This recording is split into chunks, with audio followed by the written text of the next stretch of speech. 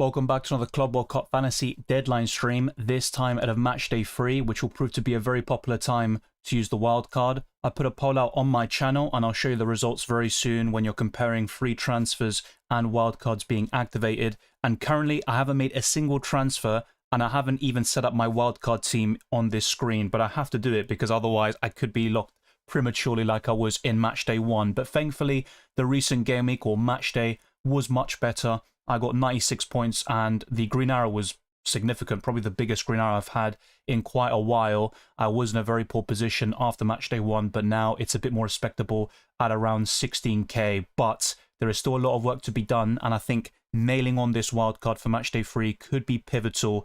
And I will also compare very quickly, you know, saving the wildcard for the knockout stages and using it now. It is a graph that I showed you in my chip strategy video, but I'll do it once more for those that haven't seen it or maybe need a recap on that information. Like this video, subscribe to the channel, and also hit the notification bell so you never miss a single upload or live stream for Club World Cup Fantasy, FPL, UCL Fantasy, you name it. I've covered them all. The same goes for the Euros and the recent World Cup, and of course we've got another one only next year. Let's delve straight into your questions to begin with. I will also show graphics, and at one stage I will need to focus on my team, otherwise I will be in a very poor position, and yeah, all the hard work from Matchday 2 could be undone.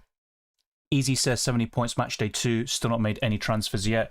It's something I typically recommend in my UCL Fantasy streams, for example, but I don't want to kind of like be a dead horse here, but we've got to be very mindful of the deadline, and there is still that possibility it locks in at 6 p.m. in the UK, which would be in 52 minutes rather than at 7 p.m., which is what the deadline says on the website and the app, so be very careful. Benji, good to see you. Easy says, still don't know if I want a wild card since my team on paper looks good. I get that. You also have a few other factors to consider. For example, we're going to get a heat wave in America. For example, the Bayern Munich and Benfica game, that could reach 41 degrees. I'm going to show you different slides and also bits of information that we got over the last day or so, and I think it's worth recapping. But there are many different things to think about, not just, you know, who are good assets in every single position. Sometimes it comes down to a little bit more than that. Welcome Christian as well. Who is the best player to have for the 12th man? Well, difficult to narrow down to just one, and I'm pretty sure my answer for the previous deadline stream wasn't great. If you look at the results, actually, I think Vinicius was actually touted as one of them. To be fair, I did say Erling Haaland would be my #1 pick if he starts, and he did. He got 12 points. Not the best player overall, but yeah, Di Maria, Pavlidis, they did all right. But of course, a few disappointments in there, like Vinicius. Mbappe missed out once again. But for Matchday 3, I think the standouts would include Guirassy. I would avoid Pavlidis and Di Maria this time. I think they're still decent assets, but not for the 12th man. I'd still consider Elise or Kane, but I'm quite mindful of the 41-degree factor in that particular match. Maybe they'll change the time of that game, but the thing is, like, they have to do the same thing for the other match of the same group, so that could cause some problems there. I think it's probably worth going back to this question when I build my best wildcard team, the sort of final version, so to speak, because there are a few changes, I think, from what I discussed yesterday. I'm not so sure, Phil, maybe you're right, or I should say Philly. Palmer hasn't scored an open play goal in 25 games, which is ridiculous. He does have a good fixture on paper, and Chelsea can't finish first now, but they'll still obviously do their best to qualify and finish second. Gonzalo Ramos or Guirassy? Well, it's funny you should say that, because PSG, they do have a predicted lineup out by L'Equipe, should I say, and Gonzalo Ramos does feature, and there is no Ousmane Dembele or Kvaratskhelia. In fact, there's no Hakimi either, so that's also worth talking about very soon. My preference, though, would be Guirassy. I do agree with Christian there. Best Chelsea defender? If he stays at below 5% ownership, I would say Colwill, but that's only because of the scouting bonus. You could definitely make a case for Tosin Adarabioyo, but yeah, I think Levi Cole is a slight preference of mine if he stays below that 5% threshold. Good evening, Moman. Easy puts his team as well. Looks solid. Not many issues there.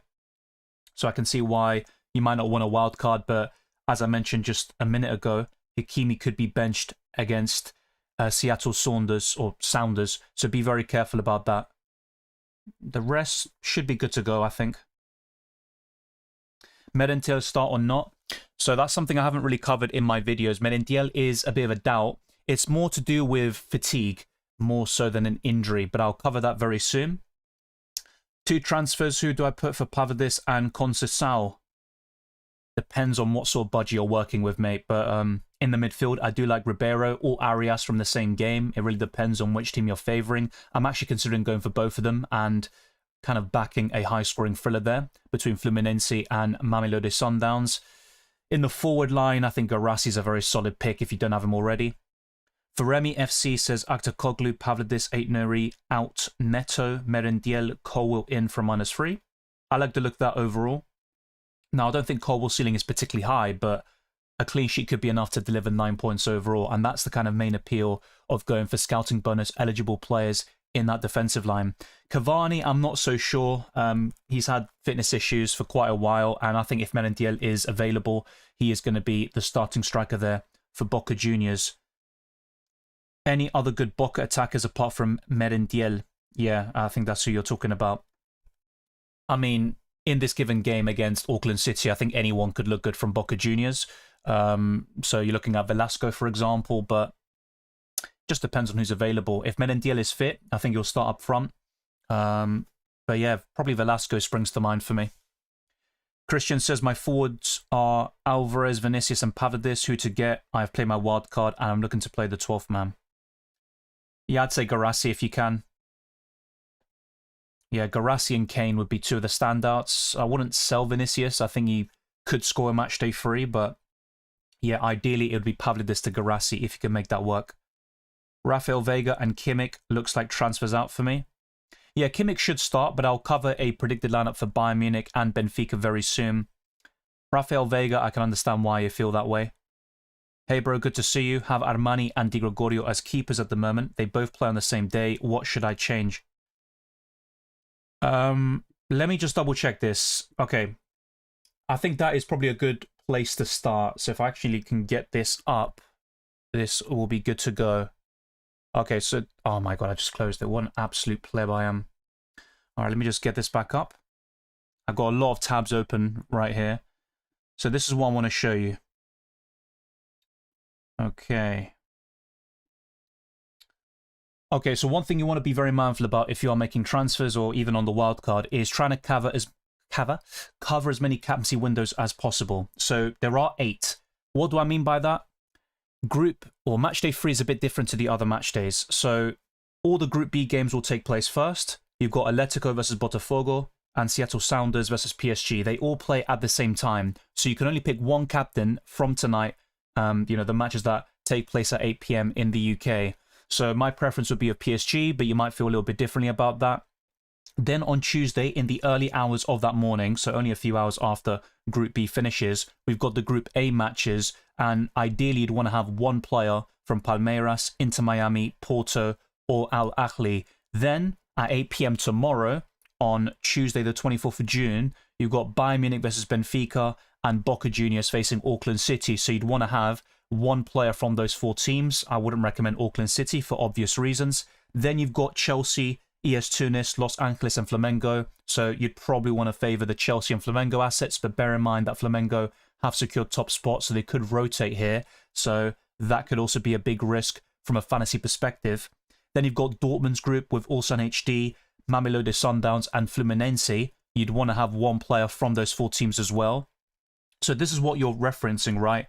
So you said you've got Armani and Di Gregorio playing on the same day. That isn't an issue. I've been very consistent about this, even with the very complex rules or the kind of confusion that they cause because they haven't been well written at times. That is not going to be an issue because Armani plays at 2 a.m. in the UK and Di Gregorio's game takes place many hours later, in fact 18 hours after. So you've got plenty of time to make that substitution and bring on Di Gregorio if needed. The problem with your goalkeepers is that their fixtures on paper are quite poor against Inter Milan and Man City respectively, but you're still able to make that substitution. So if you're quite happy with the fixtures and you don't really care about it too much, then I just keep them and focus your transfers elsewhere. But you'd want to have one player from that sort of window, so an Inter Milan, River Plate, Monterrey, or Urawa Red Diamonds asset. And then from the following group, you'd want someone from Man City or Juventus maybe. I mean, you could take a punt on the other game between Al Ain and Wydad Casablanca as well.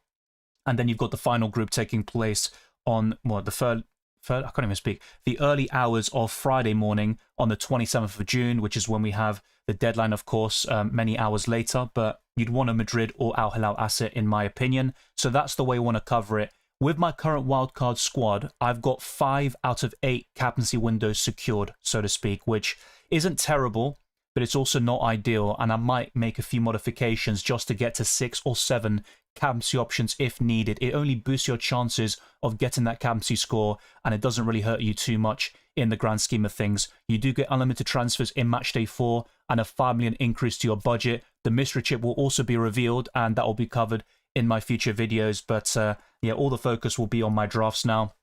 So there won't be a best wildcard team per se, because the wildcard can't be activated in Matchday 4. That was also covered in my how to play guide and the chip strategy. But hopefully this section has helped you. What I also want to do very quickly is shout out my mini league, and you can still join, and all your points from Matchday 1 will count. There's a code in the description and also an auto join link. A big up to everyone who is involved, especially those at the top who are, you know, they've got ridiculous scores at the moment, and keep on going. Let's see if we can have the Club World Cup Fantasy winner in our mini league. But before I go back to my team and start tinkering with things and building the best wildcard team, the updated version, let's go through some different screens and stuff like that very quickly. So I think it's worth going to this poll, and I ask, will you stick with free transfers in Matchday 3 or activate the wildcard? So 73% of you, almost 3/4, have gone for wildcard, and the rest have picked free transfers. So it's the complete opposite, really, of the poll I did for Matchday 2, where I think free transfers won by like 60% or something, 65%, but this is even more one-sided in the wildcard's favour this time round.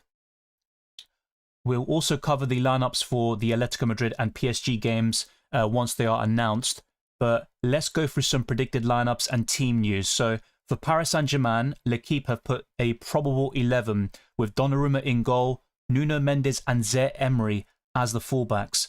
Also Beraldo and Marquinhos, who comes back into the side, João Neves, Kang In Lee and Fabian Ruiz as the midfield. You've got Barcola, Gonzalo Ramos and Doué up front. So Dembele would be on the bench in this case. The same goes for Kvaratskhelia, Vitinha and Hakimi. With Atletico Madrid, Jimenez did not participate in the training session. That was 2 days ago on Saturday. So it looks very unlikely he will be able to make it against Botafogo. Next up is about Jordi Alba. He's at 100% and he's available to play against Palmeiras. And that would be today, actually, in the early hours of the morning. So in less than 24 hours. In fact, in less than 12 hours, if you really think of it that way. So for Bayern Munich and Benfica, Kicker have put the predicted lineups for both teams. So for the Portuguese side, they've put Trubin, Arsunes, Otamendi, Antonio Silva, Dahl, Renato Sanchez, Florentino, Barreiro, Di Maria, Kerem Aktürkoğlu, and Pavlidis, whilst Bayern Munich have 1 or 2 changes really. So Neuer in goal, Lima and Stanisic as the fullbacks, Jonathan Tah and Upamecano playing in that central defence, with Kimmich and Pavlovic, I should say, in the midfield. Sane is replacing Coman with Elise, Müller and Harry Kane. And this is what I referenced earlier. Actually, no. This is what I referenced earlier. The 41-degree aspect of it, looking at the weather and all this stuff. But that is an extreme heat. You're going to get a lot of water breaks, maybe even some delays and suspensions. We've seen plenty of them in the Club World Cup already. And this is not the only game where we could get severe heat and temperatures taking place. But Musiala and Kim Min-jae are back in training for Bayern Munich, so that's also worth highlighting. I don't think either of them will start, though. And for Boca Juniors, I've been asked a lot about Merentiel, so I'll read it in Spanish for those, you know, Latin Americans and Spaniards who are in the chat, and then in English as well. So, las consecuencias del partido de Boca ante Bayern Múnich. Erten Costa sufrió una lesión muscular en su gemelo, tenía molestias y será baja ante Auckland City. Miguel Merentiel terminó muy cansado y dependerá del descanso para saber si estará presente o no. Now, if you translate this to English using the beautiful Google Translate, I mean, essentially what it's saying is that Ayrton Costa will miss out due to a muscle injury against Auckland City, but Miguel Merentiel it's possible for him to start again, but it all depends on his recovery because he felt fatigued after the game against Bayern Munich. So we'll keep an eye out on that situation. And some positive news here for Inter Milan. Both Denzel Dumfries and Marcus Thuram are back in training. So I'll go back to this very shortly, but I think it's worth going through my team selection graphics, and it's actually updated this time round. So you'll see my review of Matchday 2. I don't need to talk about it too much because it was done so in my team selection podcast yesterday, but I want to focus on the possible transfers and my updated wildcard team. The plan is to activate the chip. It's not 100%, I'll be honest, but I am very likely to use this booster and then just use unlimited transfers in Matchday 4 to set myself up for the rest of the tournament. But it was a good week in Matchday 2, much better than Matchday 1. But I will admit, I didn't change the captaincy to a Benfica player because I wasn't on the game on Friday. Luckily enough, I went for Elise, but with the transfers, Sommer to Marchesín is still on the cards for me, but the second goalkeeper, so to speak, is still up in the air. That could be Weverton, maybe even Kobel, and I'm looking at other options like Rossi from Flamengo. In this defensive line, I think Gvardiol to Nuno Mendes is a possible transfer. Now, ideally, it would have been Marquinhos, but his ownership is now above 5%, so I think that's a bit out of the question now. And Hakimi could be benched, as I showed you earlier, with the possible lineup by L'Equipe, whilst Nuno Mendes is in that predicted 11. So Mastantuono to Bellingham, who scored in that 3-0 win against Pachuca, that is another possible transfer. Now, I know they're at different echelons in terms of prices. You know, one's a budget midfielder, another's a premium, but I think Bellingham is almost secured on my wild card. His form in 2025, though, has been pretty poor overall, a bit like Cole Palmer as well. And despite the possible doubt, you know, surrounding Merentiel, and I know that up there I showed you was from a few days ago, there might have been something else that happened since. The plan is to go for Merentiel as one of my forwards and targeting Auckland City once more. So, with all of that in mind, this would be my provisional team selection, and there are a few modifications from the graphics from yesterday. So Marchesín would be my starting goalkeeper, and I could go for a back three of Nuno Mendes, Colwill, and Anton to cover Borussia Dortmund defensively. Then I've got Doué, Ribeiro, Arias, and Elise. And up front, there's Guirassy, Merentiel, and Harry Kane. But the fact that the Bayern-Benfica game could reach 41 degrees, that does put me off a little bit. I know that seems a bit crazy to use that as an excuse or reason, but on top of the fact that Benfica are a decent, you know, opposition, and that could be a very tight game, I just don't really think the heat and the, you know, conditions will really help that game of football.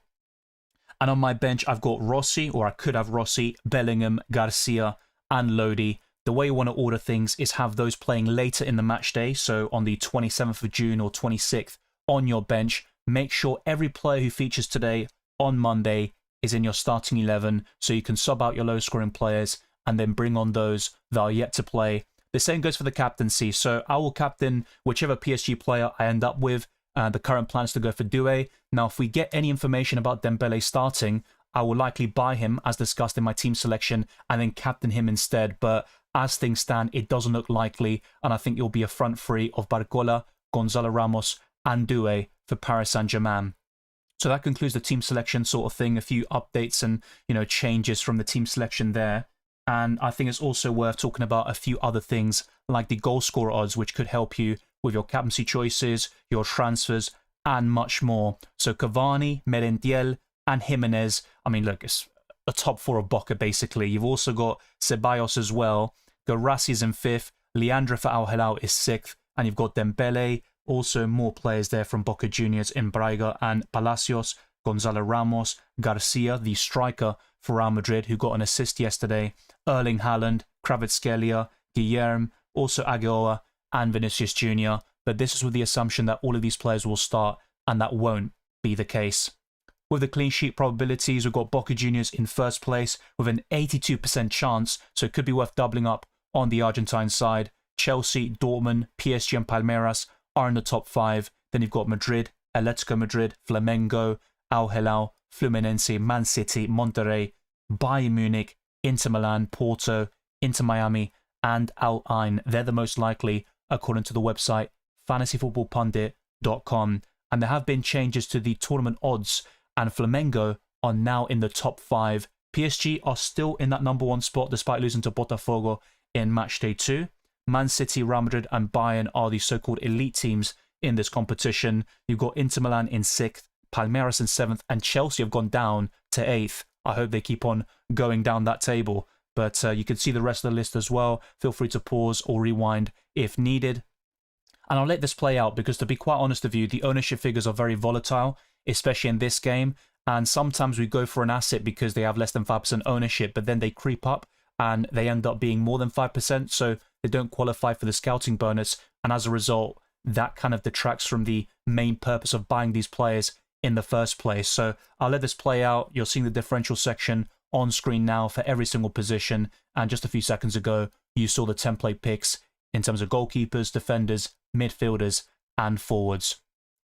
So after this is done, I'm going to show you a fixtures. Just go to the fixtures section basically. And I'll let this play out, but I want to focus on the FDR for Matchday 3 in particular. And there have been changes to the Opta Power Rankings as well. Once I find those updated versions, I'll be relaying that to you. But that's still fairly accurate in my opinion. But let's focus here on this FDR. So those green fixtures are what you really want to target. So you've got the likes of Al Ain, Al Hilal, Boca Juniors, Chelsea, Borussia Dortmund, Flamengo, and Fluminense with appealing fixtures, so to speak.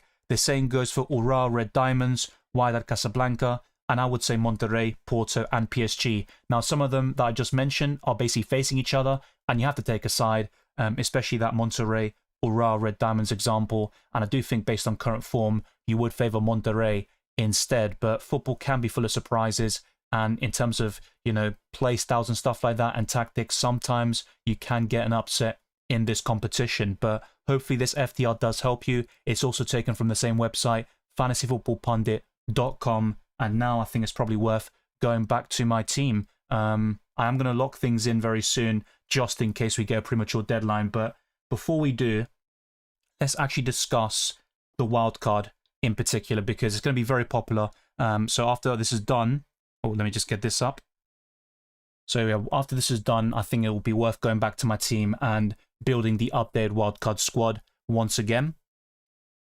So you can see a breakdown of all the chips here. I'm going to kind of skip over these because I already went through them in another video. And I want to really focus on the most powerful booster in this game. So the wildcard is the only chip that can't be reversed. Everything else can be once you have activated it. And you make unlimited changes with this chip. So if you have played FPL, UCL Fantasy, etc., you will have a good idea of how the wildcard operates. It can only be used once. The same goes for every other booster. And there are budget constraints here, unlike the Limitless in UCL Fantasy. And you can't activate the wildcard in match days 1 or 4. All hits will be cancelled. So if you're currently on a -9 hit, you want to take yet another one, and you think, you know what, I'll just play the wildcard. Will that revert everything I've done? The answer is yes. Basically, all the hits you've taken will be cancelled. So normal rules for substitutions, formations, and captaincy still apply. So all of this is pretty much standard stuff. Any players you buy will remain in your squad once that match day has finished. So this is going to be a table to kind of really pinpoint the main features of the wildcard. You have one available throughout the entire tournament. It gives you unlimited transfers, but the budget will not be unlimited, and the team will not reset once the match day is over. So this is the table I wanted to focus on, and I mentioned it towards the beginning of this video. So using the wildcard early is essentially using it now for those that have maybe still got the wildcard in the back pocket and they're kind of deliberating on whether they should save it for the knockout stages. So I'll read this out very briefly, and I won't go through them again in terms of reading them out, otherwise that'll be very long. So you can target the weakest teams and earn even higher scores during the group stages. And Club World Cup Fantasy is a short format compared to FPL, so getting off to a strong start is even more crucial. The wildcard can help you tackle rotation in match day 3. There are more transfers in the knockouts and a 5 million increase to your budget. So from that perspective, you could say it's easier to navigate match days 4 to 7 with unlimited transfers in the round of 16. And that is basically the next point here that you can see. This will help you prepare for the entire knockout stages there. Manual subs aren't possible in match day 7 for the Club World Cup final, so you only need a starting 11, and you also can't change the captaincy there for the Club World Cup final. Now, the other side of the argument is saving the wildcard for the knockout stages. So rotation is more common during the group stages, so the wildcard could be wasted early on. We can build a better wildcard team during the knockouts as we identify the best players and teams with an increased budget of 5 million, so that will be 105 million overall in the round of 16 and beyond. Rotation can be difficult to predict. You may include some players who end up getting benched regardless, especially in Matchday 3, which typically is a kind of hub for rotation in the World Cup, Euros, and previously in UCL Fantasy for Matchday 6, and now it's Matchday 8 with the increased format there. There is a risk of having multiple eliminated players in the knockout stages, and the wildcard can bail you out. With significant prize money on offer, the best players should start, and this is even more likely during the knockout stages, so that's where saving the wildcard for Matchday 5, 6, or 7 could be really handy. And it also allows you to pick more differentials and be aggressive from those particular stages. So you can use unlimited transfers in Matchday 4, just focus on the round of 16, and if you get a lot of eliminated players or you're not happy with certain picks, you can just wildcard in Matchday 5, for example, and then set yourself up for the quarterfinals, semi-finals, and the Club World Cup final very easily. So that's a very good comparison, I think, of, kind of two different approaches. Now, my recommendation from the beginning was to use the wildcard in the group stage, so in Matchday 2 or 3. So it is viable to save the wildcard for the knockouts. This allows you to navigate fixture swings within the group stages if you do use it now in Matchday. Well, I'd say more so Matchday 2. I mean, with fixture swings, it's not too relevant now in Matchday 3 because you get unlimited transfers in Matchday 4 anyway. With only 7 match days in this competition, getting off to a strong start will be critical. The unlimited transfers in Matchdays 1 and 4 provides a great opportunity to optimize your squad for Matchdays 2 and 3 using the wildcard. So 12th man and stuff like that, I mean, I'll leave that to play on. You can, like I said, rewind, pause, and all that good stuff if you wish. The mystery chip as well, we don't know enough about it, but I have provided a sort of, guide of the best times and windows to use every single booster. So I did say 12th man in Matchday 1 or 2, wildcard in 2 or 3, and if I had to pinpoint one specific match day for each booster, it would have been Matchday 1 for the 12th man, which went so great for me, of course, if you know, you know. The wildcard would have been in Matchday 2, but I still saved it, and I'll probably use it in Matchday 3 in the end. With the mystery chip, it's difficult to say, but I think Matchday 4 or 5 looks like the sweet spot. And with the maximum captain, this could be used whenever, to be fair, but I do think in Matchday 6 or 7, it could be very handy where at some stage you'll have only 2 captaincy options in the semi-final stage, or only 1 shot at the captaincy in Matchday 7, and that's where there will be even more pressure to get it right, and of course the maximum captain ensures you make a profit or gain points from using that booster. So now let's go back to my Club World Cup fantasy team for a little bit. I've covered all the latest team news and injury updates I've seen so far, but maybe you've seen something, and if you have, then let me know in the live chat. Put a link as well, that will be greatly appreciated. Yes, Valentino, I saw that, and I also covered it just now. Colwill was over 5%. That's what I mean. A lot of these players have changed with their ownership figures, and that's why, with the kind of graphics I made, I wasn't going to keep changing it, because otherwise I'd be like a madman, and I would never start the stream. Twisted Parky, welcome. Refresh the page, mate. You'll see a magic. Oh, no, don't take the piss. Yeah, let's not go into that again. Surely the deadline's not locked now. That would be even worse than usual. But what I'm going to do is make sure that my team is ready. So in order to do that, I think it's worth going to this. So, yeah. If we do get a premature deadline, let me know in the live chat and we can inform everybody else. But let's... They have added player faces. That's a bit late. I would have rather they sorted out other stuff in the game first, but there you go. So if you haven't already, like the video, subscribe, all that good stuff. Thank you to those that have done so already. Exactly that, Philly. You don't need to change the goalkeepers. Unless they play, against each other, like Armani and Sommer, or they play at the same time because they're 2 goalkeepers from the same group, you should be good for Matchday 3. And you can change, you can make substitutions and change the captaincy within the same day, provided they play at different times.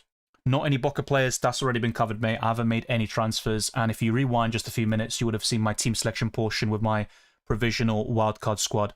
Any idea if Dembele will play? Yeah, Julie, I showed a predicted lineup by L'Equipe, and Dembele's not there. Hot take, Boca defense isn't that good. I agree with you. Since they have no second central defender, it will either be Battaglia pulled back or Pellegrino. who has barely played yet. Yeah, of course, I just covered one of the injured players there in Ayrton Costa. We could see a 4.1 million option actually take his place, but I'm not really a big fan. I mean, he's just cheap, right? And he's playing Auckland City, so that's where the main appeal comes from. But the player in question that I'm talking about, let me just get his name up here. So we'll likely see Di Lolo take his place. Lautaro Di Lolo. He actually featured in Matchday 2 against Bayern Munich, and he played 90 minutes, but he got 0 points. He got booked and conceded 2 goals in the process. But we could see him start there as a natural central defender. Thank you, Marcus. Enjoyed your coverage, Dylan. Thoughts on Battaglia? Well, he used to play for my team, Rosario Central. He is a defensive midfielder by trade, but I think he'll only give you tackle points more often than not. I know he scored in Matchday 1, but yeah, it's just really because he's facing Auckland City. If you were to get a clean sheet, a tackle point and a goal, then you could be looking at a healthy return. But yeah, in terms of attacking threat, there are better options from Boca and also from other teams as well. Yeah, I think Barcola will play, Kyle. I am getting a lot of questions basically that were covered in previous screens, so I'll probably go back to the PSG lineup very soon. If you could sell one defender out of Hakimi or Samuel Xavier, well, if L'Equipe are correct, Hakimi will not start, and as a result, I'd recommend selling him. Yeah, people keep saying refresh. I'm guessing because the player faces are there, whatever. I'll be honest, I don't really care. Maybe I'll have another screen up ready and yada yada, but really couldn't care less if it's there or not. That's not all I wanted to do. Okay, that's great. I had the chat instead. Let's see. Yeah, that's weird. They've got the... Wow, that's so good. Hopefully this doesn't mean an early deadline. Yeah, I'd rather have time to think about my changes. I haven't done that so much today, to be quite honest with you. But, okay. Maybe I'll use them for my next few videos, I guess. But yeah, thank you for letting me know. But yeah, I'll stick with the shirts for now as well. I'll have both options ready. Let's see. Okay, that should be correct. Okay, there we go. So back to the wildcard team. Let's get rid of a lot of these players. So yeah, Svensson out, Stanisic out. I am probably going to change the entire defensive line. Di Maria and Aktoglu, yeah, I think out. Mastantuono. So really, on the wildcard, I'd only keep 3 players, I believe. Ingarasi, Elise, and Due. Yeah, so that is definitely worthy of a wildcard, but only a 1 match day thing in terms of the impact. Okay, so let's start off with the goalkeepers first. So Marchesín is fairly locked in for me. I do agree with Philly that Boca's defense isn't particularly great, but it's more so that Auckland City are terrible, unfortunately. So Marchesín. Then it's about Weatherton. Do I go for Rossi? So both of them are eligible for scouting bonus, I believe. Yeah, not Weatherton anymore. He has just gone up to 5.1%. That's great. But Rossi does have 2.9%. So that's decent. You don't need to be obsessed with scouting bonus, by the way. I just think if you are building a wildcard squad or making transfers, my recommendation is to go for scouting bonus players in the defensive line. You don't necessarily need it in the midfield and forwards, but you can still obviously gain a healthy number of points there. But I just think with a clean sheet, it's an easy way of getting 9 points from a player in those positions, the defense and goalkeepers. So yeah, those are my top 2 considerations. I think Weatherton or Rossi. Anyone else? I mean, I know some people were mentioning Fabio. I think Mamelodi Sundowns will score. Yeah, I think they will. I'd rather avoid Man City and Juventus in that clash. I'll probably just avoid them entirely. That's the current plan. And Man City are just rotating like crazy, so that is definitely a no-go for me. I do like Bono, but he is facing, well, Pachuca's a good fixture. The ownership figure is over 5%. It's not the end of the world, but he would be my top 5 goalkeepers for match day 2. So at the moment, to give me another captaincy option if needed, I'm going to go for Weatherton. That is the current plan. So slightly different to my team selection video yesterday and also compared to the graphics I just showed you. But it's a really close battle, I think, between the 2 goalkeepers playing for Brazilian clubs in Weatherton, Rossi, and there's also Kobel, who I think is decent. So in the defensive line, I am going to go for... I like Ramos. He isn't a differential anymore, by the way. I mean, depends how you look at it. He does have less than 10% ownership, but not a scouting bonus player. I think in this case, I would be tempted to go for a Flamengo defender. Levi Colwill is now above 5%. Oh, he's at 5%. So he'd still qualify. You might be thinking, how? Well, Cambiasso, he had 5% ownership before the Matchday 2 deadline, which is what matters and counts. And he still qualified for the scouting bonus yesterday by getting the assist. He had 5 points as his base score, and he got 2 points on top of it. So Colwill does technically count. The problem is, over the next hour, or whenever the deadline actually closes, we could see Colwill rise to 5.1%. Then it ruins everything in terms of the scouting bonus. But I'll keep him for now. I'll avoid Benfica completely, I think. Ottomani's been brilliant, same with Di Maria, but I'm not going for either one against Bayern Munich. Stanisic is a differential, but I think I'm going to look elsewhere. So Nuno Mendes is my current preference in that PSG defense because the rest just aren't differentials, except for Beraldo, who could start there for the Parisians, and he's also a budget defender, so he could be worth it. But he won't have the attacking threat of Nuno Mendes or Hakimi if they start. I'll currently go for Nuno Mendes, I think. With the other defenders here, it's probably worth... Yeah, I think it's probably worth referring back to my wildcard team as a basis. So I do like Anton a little bit. I think I'm going to go for him. I'm also going to go for Lodi.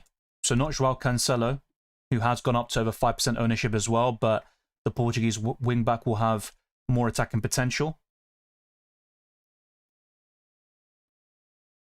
And the other one, who got an assist yesterday, is Fran Garcia from Real Madrid.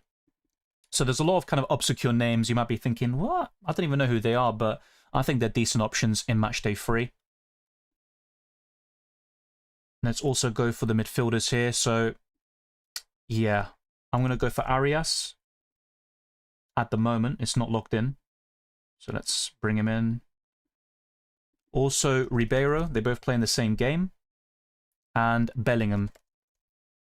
Then up front, Harry Kane, which is a bit of a risk, you could say, based on the weather conditions. And Merendiel if he's available. But this could maybe become Cavani or a different striker instead. So, yeah, this isn't locked in. But I'm getting close to finalizing a wildcard squad that I'm quite happy with.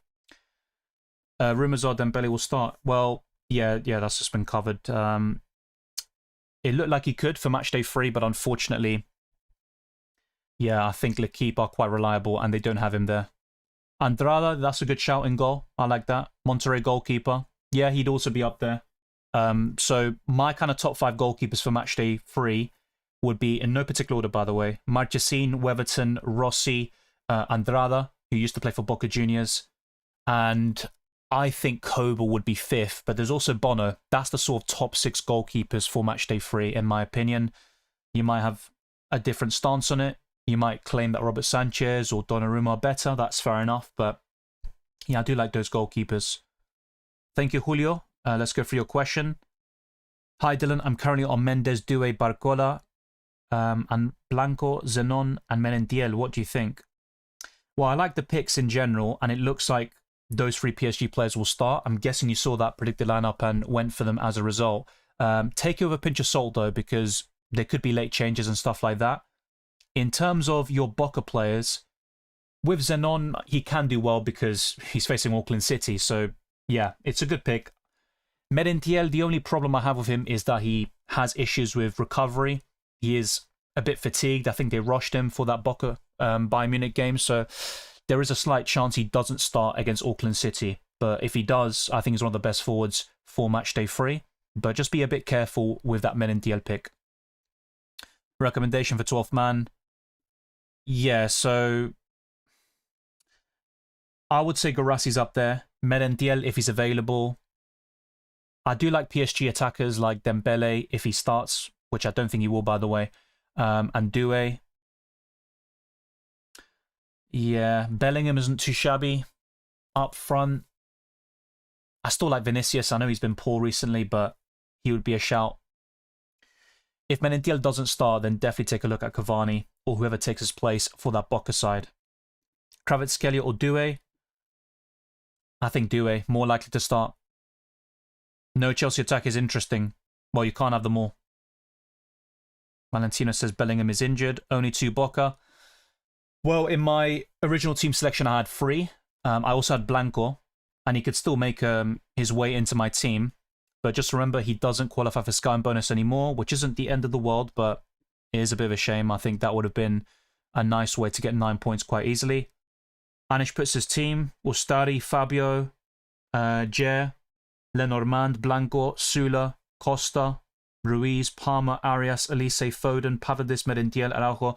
Yeah, solid squad. There are a few things I would change, and just be careful with Merentiel because he might not start the game. It all depends on his recovery, as covered earlier. I'm not a big fan of your goalkeepers, to be honest. I think Fabio isn't too bad, but I believe neither will keep a clean sheet. With your defenders, Blanco's good. I think Sula's fine. Really good option. Lenormand, I'm a bit mixed on. I think Botafogo will score. Costa.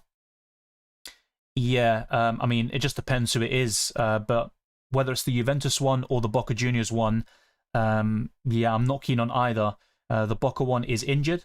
And in the case of the Juventus Costa, he's facing Man City. So I would move him on if possible. Palmer has a good fixture.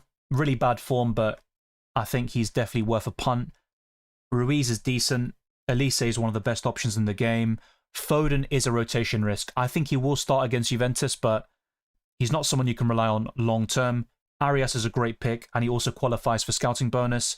Up front, it's a solid front line in my opinion, but I think you'd rather sell Pavardis to a striker with a better fixture like Garassi, on paper anyway. Menentiel, if he's fine, is a great pick. Araujo, he's decent, I think, but he wouldn't make part of my best wildcard team, for example. So those are my opinions or, kind of thoughts on your team. You've got some really good picks in there, but if I was on the wildcard, I would make multiple changes. What do you think of Plata from Flamengo? Well, he actually got a tackle point in Matchday 2, which is quite surprising, but yeah, I think he can get quite a few assists. His goal scoring isn't great, but I think for Matchday 3, he's a good pick. The problem with Flamengo, though, is they could rotate quite heavily because they're the only side to have secured top spot. Haaland to Garassi for a hit? I'm not sure about a hit. It's a good question, but I'm not sure if it's a -3 worthy sort of move.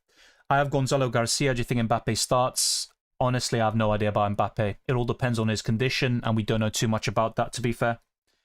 Dembele isn't out, I think, but in the lineup I saw, he's not in it. I'll go through that probably again at some point. Arias 6%. Yeah, unfortunately, a lot of these players have gone up. Yeah, Arias is 6% ownership. It's difficult to keep track of the ownership figures because yesterday he had 2.9% and now he's at 6%, so it's far from ideal. At least Lucas Ribeiro is at 2%, though. That's a small consolation. So based on... Weatherton's also above 5%, yeah. So it's kind of like, do you go for the scouting bonus potential of Rossi, or do you go for Weatherton to cover another captaincy window, which I talked about earlier? A lot of questions that still need to be ironed out, so hopefully we don't get a premature deadline, but I think it might be worth locking in fairly soon. So I did see some comments that were quite interesting, but I wasn't able to read them in full. ¿El equipo del Wildcard es el mismo que el de video? No, no es el mismo. What team do you support to win the whole thing? I'll be honest, I'm not supporting anybody. As long as Chelsea don't win, I'm fine. Had a mega game week 1, but better last game week. Got 100 points. Nicely done. Yeah, matchday 1 was really poor for me. Activate max captain or 12 player or save a chip. Wildcard activate in game week 2. I'd rather use the 12th man and save the maximum captain for later. That was also addressed earlier. So a lot of people saying Andrada, some saying Sanchez for the goalkeeper. That's fair enough. Don't you want any outfield players from Boca? Well, Merentiel is an outfield player. Would I want a second one? Possibly. That would probably be a defender, though. I'm not a huge fan of their midfielders per se, but maybe I could replace Arias with one of the Boca midfielders. I don't think Battaglia is necessarily an attacking midfielder. He is a defensive mid by trade. But if we have a look at the list here, I mean, do I go for Zenon? Belmonte? Not entirely sure about these options. It's just the Auckland City fixture. But it could be worth a punt for sure. Yeah. Sonam says Kobel. It's a good pick, but Dortmund haven't been great defensively in this tournament. Yeah, Twisted Parky, I would say Marcus... Actually, no, he's not 5%, is he? Yeah, he's over 5. Yeah, he's another one who had like 2% ownership recently. Rossi would be the one, and Andrada from Monterrey, if you want that sort of differential goalkeeper. So let me just check his ownership, Andrada, but I'm fairly sure he should be at less than 5%. Yeah, 0.8. You should be safe. You should be safe. Alex Telles is racking up the defensive points. He has a great option. Yes, but he's facing Atletico, and I think the Spanish side will score. Is Pavard ready to play? Well, the thing is, Inter have also rotated quite a bit. Pavard is fairly injury-prone. I'm not entirely sure if he starts, and against River Plate, I'd rather just go for somebody else. L'Equipe was also wrong for the Botafogo game, so let's see. Yeah, they're reliable, but maybe not like, you know, spot on necessarily. Cavani will start from the bench. It's confirmed. Thank you, MP. I think that was the message I was looking for. I mean, I don't think they're shit, but Chelsea, yeah, I don't like them. I mean, look, I support Arsenal, so I'm not going to like Chelsea, am I? Is Bellingham injured? I mean, someone said that earlier, Valentino. I'll have to have a look. I'm not sure where that's come from. Maybe it was straight after the game against Pachuca. But I think Bellingham will be available, personally. So let me just have a quick look.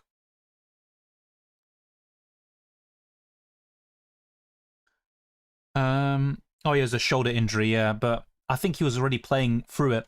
The reports I saw a few weeks ago indicate that Bellingham will have surgery after the Club World Cup, or have, you know, the shoulder injury kind of sorted out afterwards. I think he'll play in Matchday 3. But yeah, maybe there is a reliable source that says differently. So yeah, we'll have to wait. So let's see. Okay. How reliable is this? Bellingham will be sidelined for 3 to 4 months after undergoing surgery on his shoulder. Okay, but where? I want a reliable source saying this. Oh my god, I'm seeing multiple paragraphs. I'd rather have a concrete. So yeah, injury worries for Real Madrid as Bellingham awaits post-Club World Cup surgery. It's a shame. I thought he was a pretty good pick, I think, for Matchday 3. I will avoid him. But yeah, thank you, Valentino, and the others for letting me know and reminding me, because I'll be honest, some of these kind of bits of news have kind of flown over my head. So I'm going to get rid of Bellingham here. I'm not going to pick him. And if he somehow ends up starting in Matchday 3 and scores, then yeah, that kind of sums it up. But I am looking at somebody else instead. Cole Palmer, maybe. Pedro Neto, dare I say.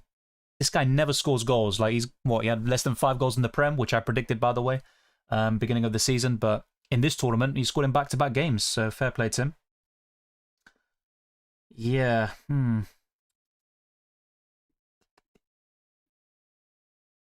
Gonna have to rethink this a little bit.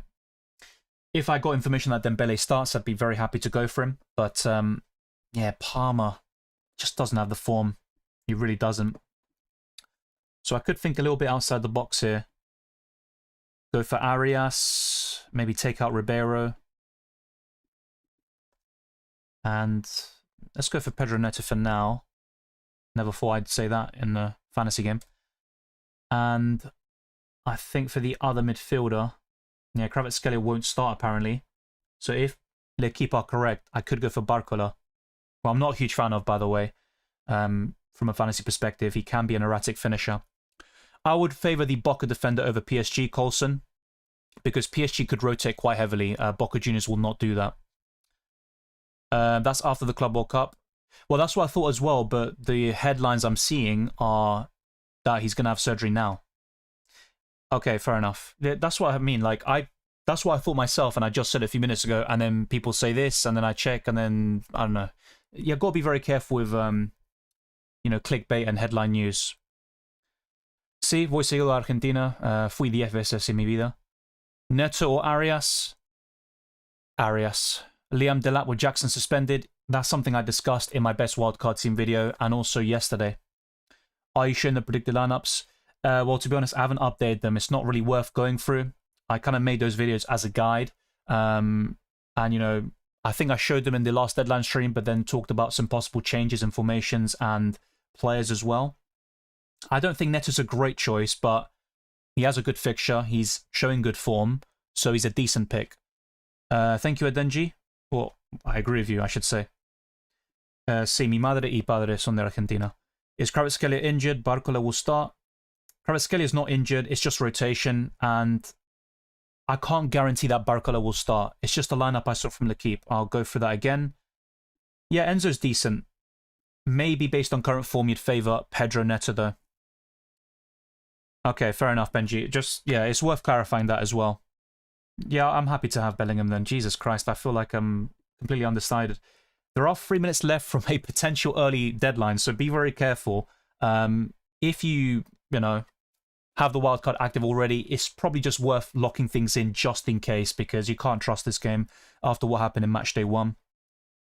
So maybe instead of Pedro Neto, I mean, I'd be quite happy with this, by the way, if I could have a Chelsea attacker. Maybe what I'll do, and this could be quite risky, is go for Delap instead of Harry Kane. But then I'll have a lot of money in the bank, and I don't know, maybe I could go for Palmer instead. I could make that work. Does seem a bit all in on Chelsea, to be fair, but there you go. Okay. I'm going to go for Rossi at the moment, even though Flamengo will probably rotate, and maybe they could be at risk there of losing the game. So Rossi and Marchesín in goal. A defensive line of Colwill if he stays at 5% ownership. Nuno Mendes, Anton, Lodi, and Garcia. Bellingham, Neto, Elise, Doué, Arias. And then I could replace Kane with Delap. That gives me a lot of money. A lot of money. It might be Palmer's time to shine. I've been slandering him recently, so maybe I can get him instead of Pedro Neto. And I would still have over $1 million left in the bank. And I could use that for a few changes, maybe Lodi up to Cancelo.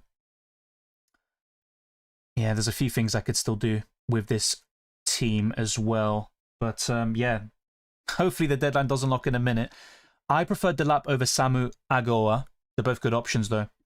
Madueke to start. It's not completely guaranteed, but I think he will. Yeah, potential early deadline. This game is crazy. Imagine FPL works like this. Well, I just wouldn't play it because that's too much stress for 38 game weeks if it was an FPL as well.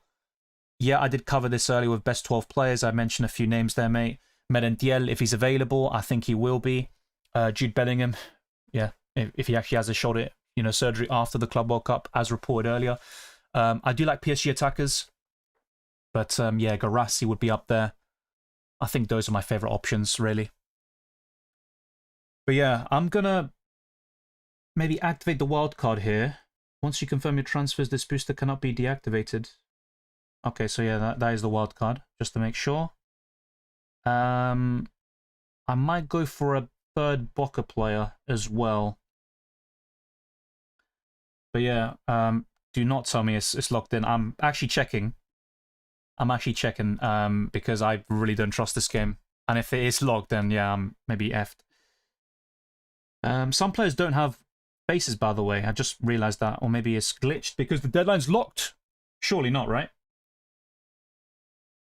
No way.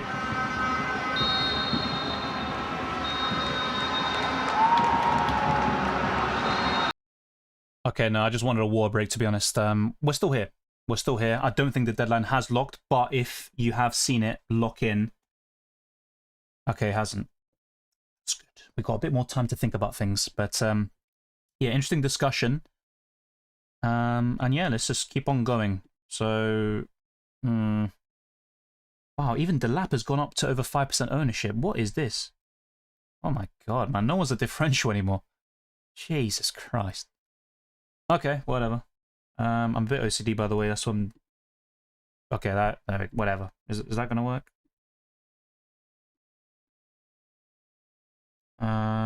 Whatever. I don't even know what I'm doing at this point, but there you go. That's what premature deadlines can do to you. Wow, so even Marchesín as well, his ownership has gone up by a few... I think from 5.2 to 5.5% during this deadline stream. That's crazy. Colwell's gone up to over 5%. That's amazing. Okay, so a bit of work to be done. That's for sure. Palmer's been a little bit underwhelming. Well, yeah, he's been underwhelming for the whole year. Yeah, don't worry. It hasn't locked yet. But it's rather, you know, let's just be focused. That's what I'm trying to do, you know? Yeah. You seriously scared me. Well, you lot scared me in Matchday 1. Do you remember that? I managed to do the new transfers now. Don't worry, it's not locked. Yeah, it's not locked. As far as I'm aware. Vietnam memories. Yeah, it's worth doing a meme. Thank you, Shane. There is a separate video on it. I have played it a few times already, so that will probably be the last time. Otherwise, people will hate me. Keep Haaland or sell for Garassi / Delap for a -3. I'd keep Haaland. Sí, ya lo voy a hacer. Hay muchas preguntas sobre eso. So, one more time, let's go for the PSG lineup. Probably not again, though. It's a predicted lineup by L'Equipe. It's not confirmed or anything. But they've got Donnarumma with Nuno Mendes and Zaire Emery as the fullbacks, Beraldo and Marquinhos in central defence, João Neves, Kang In Lee and Fabian Ruiz in the midfield, with Barcola, Doué and Gonzalo Ramos up front. So that means Dembele, Vitinha, Hakimi and Kvaratskhelia would all be on the bench. So yeah, we'll see how that goes.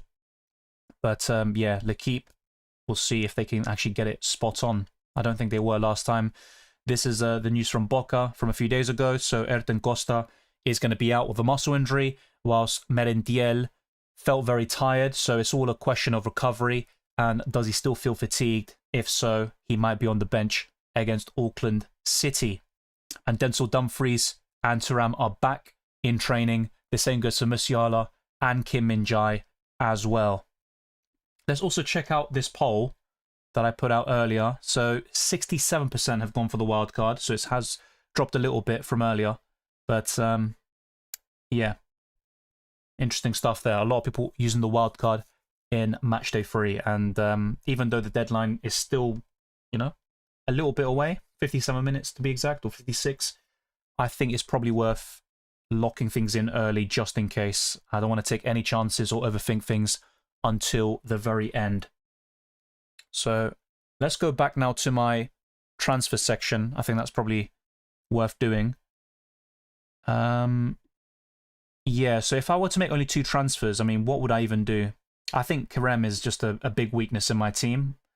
So I could do something like Pedro Neto in for Kerem Aktürkoğlu. I would have 2 goalkeepers playing in the same match, so that means I can't make a sub there. Yeah, it doesn't look great. I mean, it's not a terrible team without wildcarding, but I think I could really improve it for Matchday 3. I think the other change I'd make is Pavlidis. And then I have 9.2 million, so I could go to Alvarez maybe. Yeah. Alvarez. Gonzalo Garcia. If Mbappe is still out, which is a big if. Maybe I just go for Merentiel and risk it. But yeah, I think the wildcard is a big improvement for Matchday 3 on paper. But still not locked in. There's a few things I want to probably change a little bit. So if I can find a Chelsea defender that I know will start for sure and has less than 5% ownership, I will go towards him. So that could be Tosin Adarabioyo, maybe Reece James. So let's have a look at that as well. If I can get a Chelsea predicted lineup in the building too.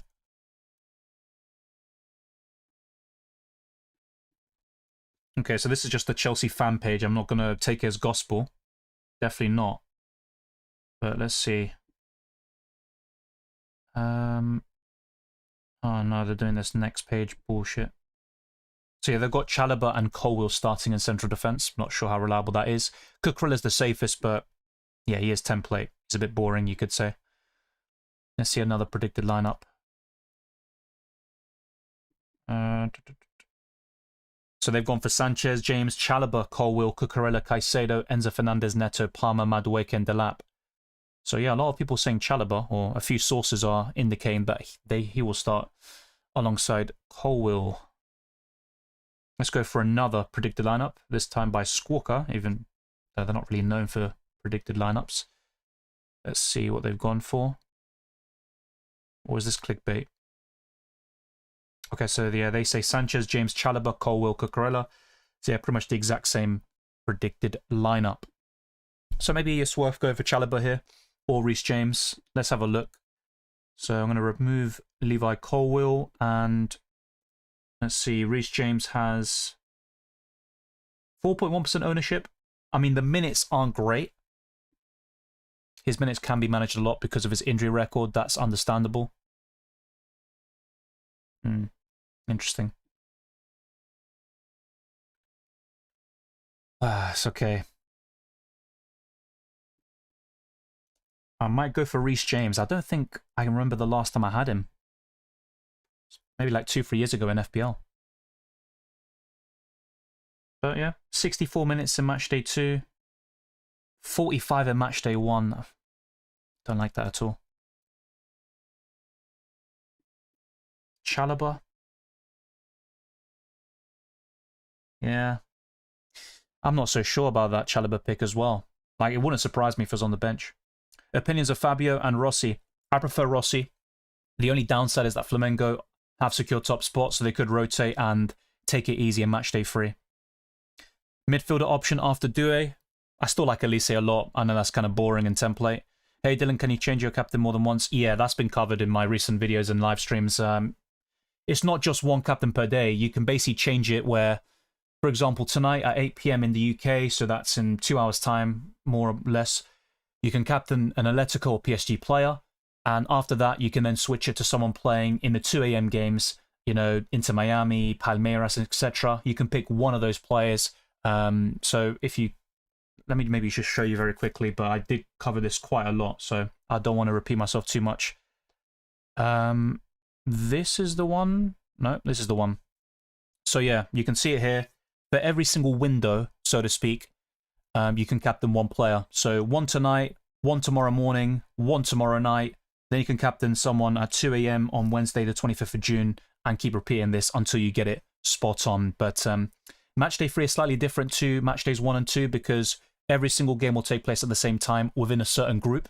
So you've got technically fewer options at the captaincy than before, but still plenty. You've got 8 captaincy windows, so to speak. Some of us might not even have 6 or 7 in terms of, you know, players covered and stuff like that, and different teams. So you can keep on changing it as many times as you would like, basically, and maximizing the captaincy to its fullest potential. But yeah, that's already been addressed. It is pretty much different to what it says in the rules, but not too surprising. No chance, Valentino. No chance. The only blue is Argentina. That is it. No chance with Chelsea. Yes, should I activate the 12th man chip or should I save it for later? I'd probably use it now. You don't have to use it, but yeah, 12th man on someone like Garassi, Merentiel, Vinicius. I think that sort of option could be pretty good. I'm getting Job next. Jude, screw it. Yeah, I mean, Joe played really well Matchday 2. Merentiel info, covered that a few minutes ago, several times, but basically he is recovering from fatigue. So depends on his recovery. There's not really any more information than that, as far as I'm aware. Cucurella's better as a Chelsea fan. Yeah, he is better, but he's also template. In terms of like finding the scouting bonus potential, yeah, you're looking at one of Chalobah, Adarabioyo, whoever starts there, next to Colwill. If not, you're going for Reece James. But yeah, I'd probably rather go for Cucurella than Reece James at the moment. I think Wildcard is good this game week, yeah. De Arrascaeta is still a good option, but I think Flamengo could rotate in general. And even if he starts, he could be subbed off before 60 minutes like he did in Matchday 2. Dembele is not out, but in the predicted lineup by L'Equipe, he is not in it. Palmer or Neto? I'm going to say Palmer, even though Neto has the better form. Piquerez is decent. I think Inter Miami might score, though. I am looking at Weatherton potentially, but that's mainly from a perspective of covering another captaincy window. That might not make a lot of sense to you, but yeah, it has been covered a lot of times in my videos and stuff. But essentially, in my current wildcard setup, I would have one player who features tonight from Group B that I can captain. But in the early games of tomorrow morning, so Group A, I have no players from Porto, Al Ahly, Palmeiras, or Inter Miami. That means I can't captain anyone who features there, so I do miss a captaincy window. Then for Benfica, Bayern, Boca, Auckland City, I've got plenty of players set up there. That's fine. I could also have Chelsea players and maybe one from Flamengo, possibly 2. Then Dortmund, yeah, I've got options from that group as well. but I've got no one on the Thursday. I've got no Inter, River, Ura Red Diamonds, Monterrey, Man City, Juventus, Wydad Casablanca, or Al Ain assets. However, I do have some options from Real Madrid and potentially Al Hilal as well. But yeah, still a few things that need to be ironed out in the process. So I'll cover that very soon as well. But let me just iron out this wildcard team. I think it's worth locking it in and hopefully it can do the business. But yeah, at the moment, the plan is to go for Rossi as a differential goalkeeper. I'm even considering Andrada to partner Marchesín in goal. And I think, yeah, Reece James out. And this is where I could go for Blanco. Or maybe I'll just go for Cucurella, someone a bit template, so to speak. I mean, I do have the funds anyway, don't I? I've got 0.7 in the bank after going for Cucurella. Also Nuno Mendes, Anton, Renan Lodi, Garcia, Marchesín, Rossi, Bellingham, Palmer, Elise, Doué, Arias, Gerassi, Delap, Merendiel. I like this team. I actually like it. I mean, I've got 2 Chelsea attackers. Maybe that's a bit too much. But yeah, it's not too shabby overall. I'm just trying to think about the kind of downsides or players I'm not covering. Obviously, I don't have Di Maria, but he's facing Bayern. Yeah. Madrid attack is covered.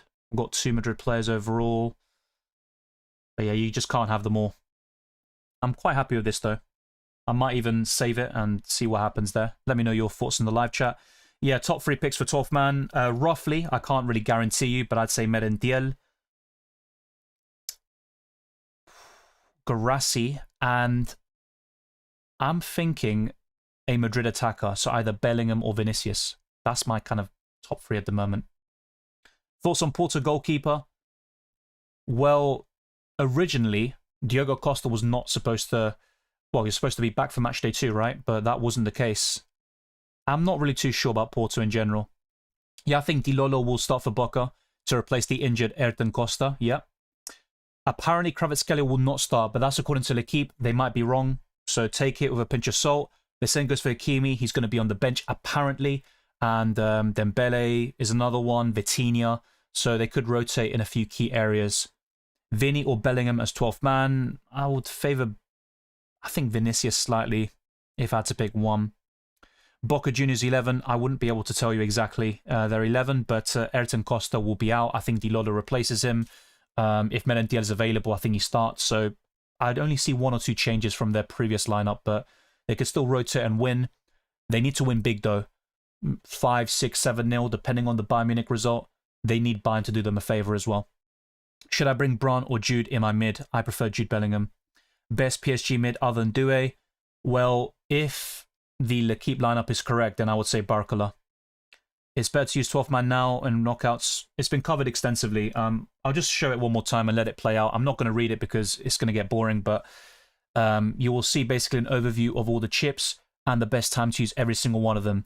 In my opinion, the 12th man is best utilised in the group stages, even though I completely wasted mine in Matchday 1 because Mbappe got that illness and he got hospitalised shortly afterwards. 12th man feels really tough. I don't think it's really worth overthinking. It's not that powerful of a booster. I did fairly well in the World Cup with it. I only got 9 points though.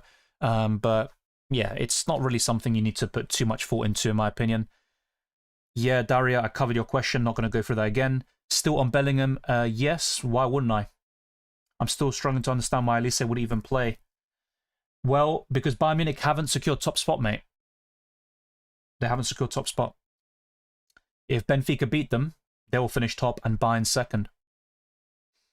Garcia got a red, didn't he? No, that was Asensio that you're thinking about. Raul Asensio, the centre-back. Fran Garcia is the left-back who got an assist after the red card took place. Welcome, Paredes. Good to see you. Thoughts on Sorloth? Well, after that open goal miss against PSG, it's hard to back him, but yeah, let's go know what they need to do. A 3-0 win is what they need against a solid Botafogo side. I'm not really feeling it. I think Alvarez could be worth a punt, but I wouldn't be going for Sorloth, and I don't think Atletico will win by 3 goals. Under 5% ownership and higher predicted goals than Alvarez. Yeah, look, you make a good case for him, and if you have a good feeling, go for it, Simon, but I'm not really there myself. I'd rather go for Alvarez. Yeah, Jawad, that's been covered as well. Thank you very much. Good to see you, Chicken Connoisseur's dad. Great name. Olivia, if Dembele starts, yes, I think Dembele is better. The problem is he might not start, according to L'Equipe. So that's all really I could say about that. Do you think Arda Güler will be in the lineup or Rodrigo back? Tough to say. I mean, Rodrigo is heavily linked with Arsenal. I think Güler will start again. Dragons8 says, hi Dylan, Elise, Arias or Bellingham in your opinion? For matchday 3, I would say Bellingham. Pedro Neto versus Parma. Basically, you're looking at fixtures versus the overall better player. Form. Yeah, Parma's form is terrible. No open play goals in 25, but I also look at it as he's kind of due a goal there. I'm going for Parma, I think. If I have the funds and I kind of go for something a little bit different, I think Parma will be my Chelsea attacker. I'm not sure, RMM. I'm honestly not sure if Mbappe starts. It all depends on his availability, his current condition, and I don't know enough about that. Best under 5% goalkeepers would be Rossi from Flamengo and Andrada from Monterrey. Blanco or Advíncula? Probably Advíncula because he's got the scouting bonus potential. In terms of attacking threat, I think it's quite similar. But I'm going to go off the screen again and I think just activate the wildcard. It's about time I lock this in place somewhat. Yeah, with the Hakimi thing again, I can't guarantee you either way, but according to L'Equipe, Hakimi will not start. The same goes for Kvaratskhelia, Vitinha, and Dembele. Thank you, Dragons8, for becoming a differential, so big up to yourself. And Paredes says, pros and cons of the wildcard matchday 3. Well, this was actually covered earlier, so it's probably worth going... Wait, actually, I'm not going to lie, mate. I think it was literally covered a few minutes ago when I played the graphics and, you know, was answering questions in the meantime. So there was that table. So yeah, I'll just go to that there. I did read it out earlier, so I'm not going to lie. I don't think I'm going to do that again, just to be quite clear. So once I get to that table, I'll pause it, and you've basically got it there. You can pause and assess for yourself. But my preference from the beginning has been to wildcard in matchday 2 or 3, and I think I'm going to stick with that and wildcard in matchday 3. So this is the one I'm talking about. On the left are the kind of pros of using the wildcard now, and on the right is for saving it for the knockout stages. So some of these points kind of directly contrast each other. You've got both sides of the argument. So this is exactly what you're looking for.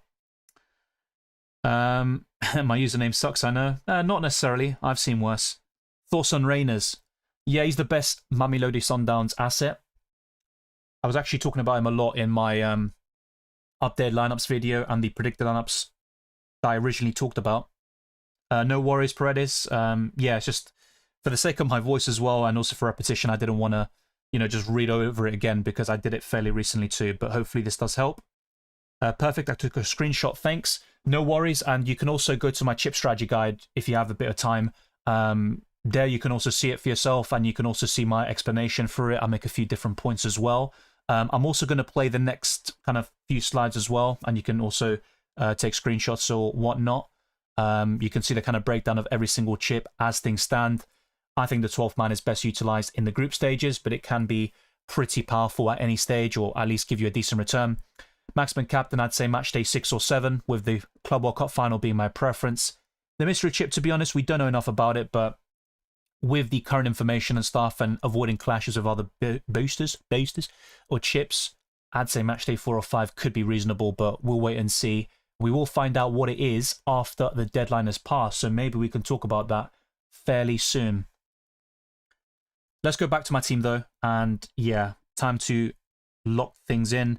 Yeah, I'm getting this question quite a lot about recommended 12th man, so I would say Merentiel, one of Bellingham or Vinicius, Garassi, they're my favourites overall.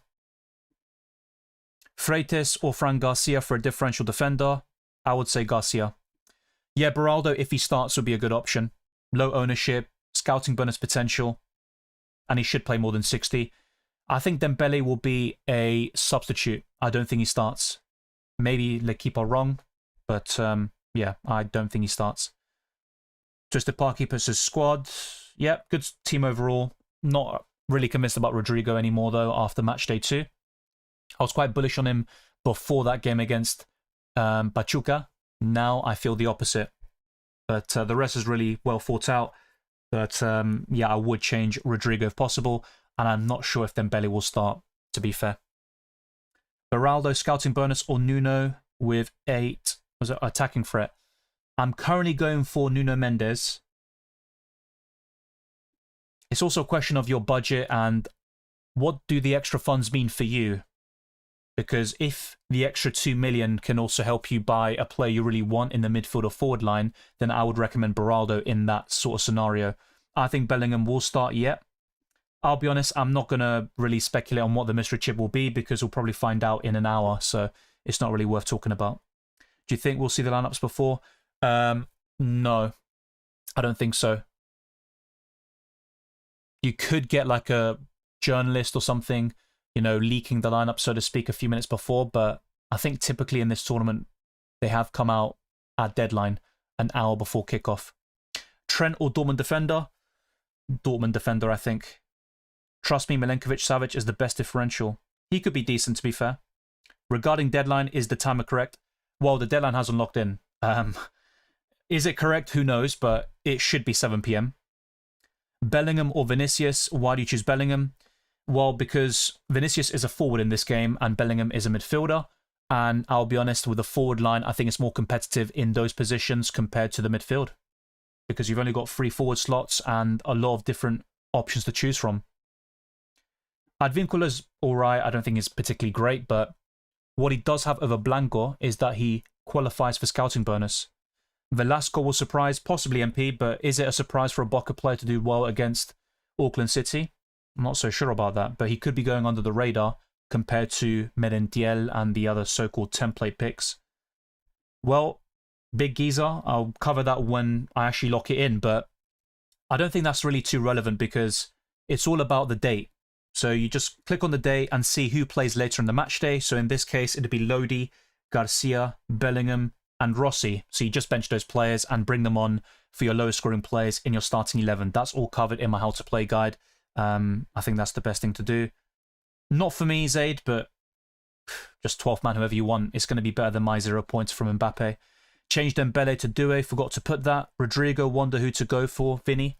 Yeah, I think that's probably worth it. Yeah. I have Sommer and Di Gregorio. Should I get rid of one for a -3? Not sure if it's worth a -3 for a goalkeeper. I get that they both have bad fixtures, but I'm not really a big fan of that. Any team worth tripling up on? Yeah, I think Boca Juniors in Matchday 3, Real Madrid, PSG. They're probably my favourites. Maybe Chelsea as well. Best midfielders around 6-7 million. Arias. I think Ribeiro from Mamelodi Sundowns. Pedro Neto. I think a Boca midfielder would also be in the equation, like Zenon or Velasco. Yeah, I think they're definitely worth at least a bit of, consideration. Anyone else? Yeah, Julian Brandt is decent. I think Fabian Ruiz is alright. I wouldn't say he's the best one, but I think he deserves an honourable mention. Arda Güler. Yeah, those would be my favourites, I think, for Matchday 3.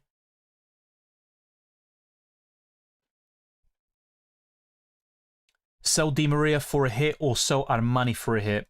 It really depends on who you're replacing them with, but I think the upside will be higher in the midfield, as good as Di Maria is. Is Kane starting? Yeah, I think so, but just be careful with Bayern Munich versus Benfica because that game could take place in very adverse weather conditions, 41 degrees Celsius.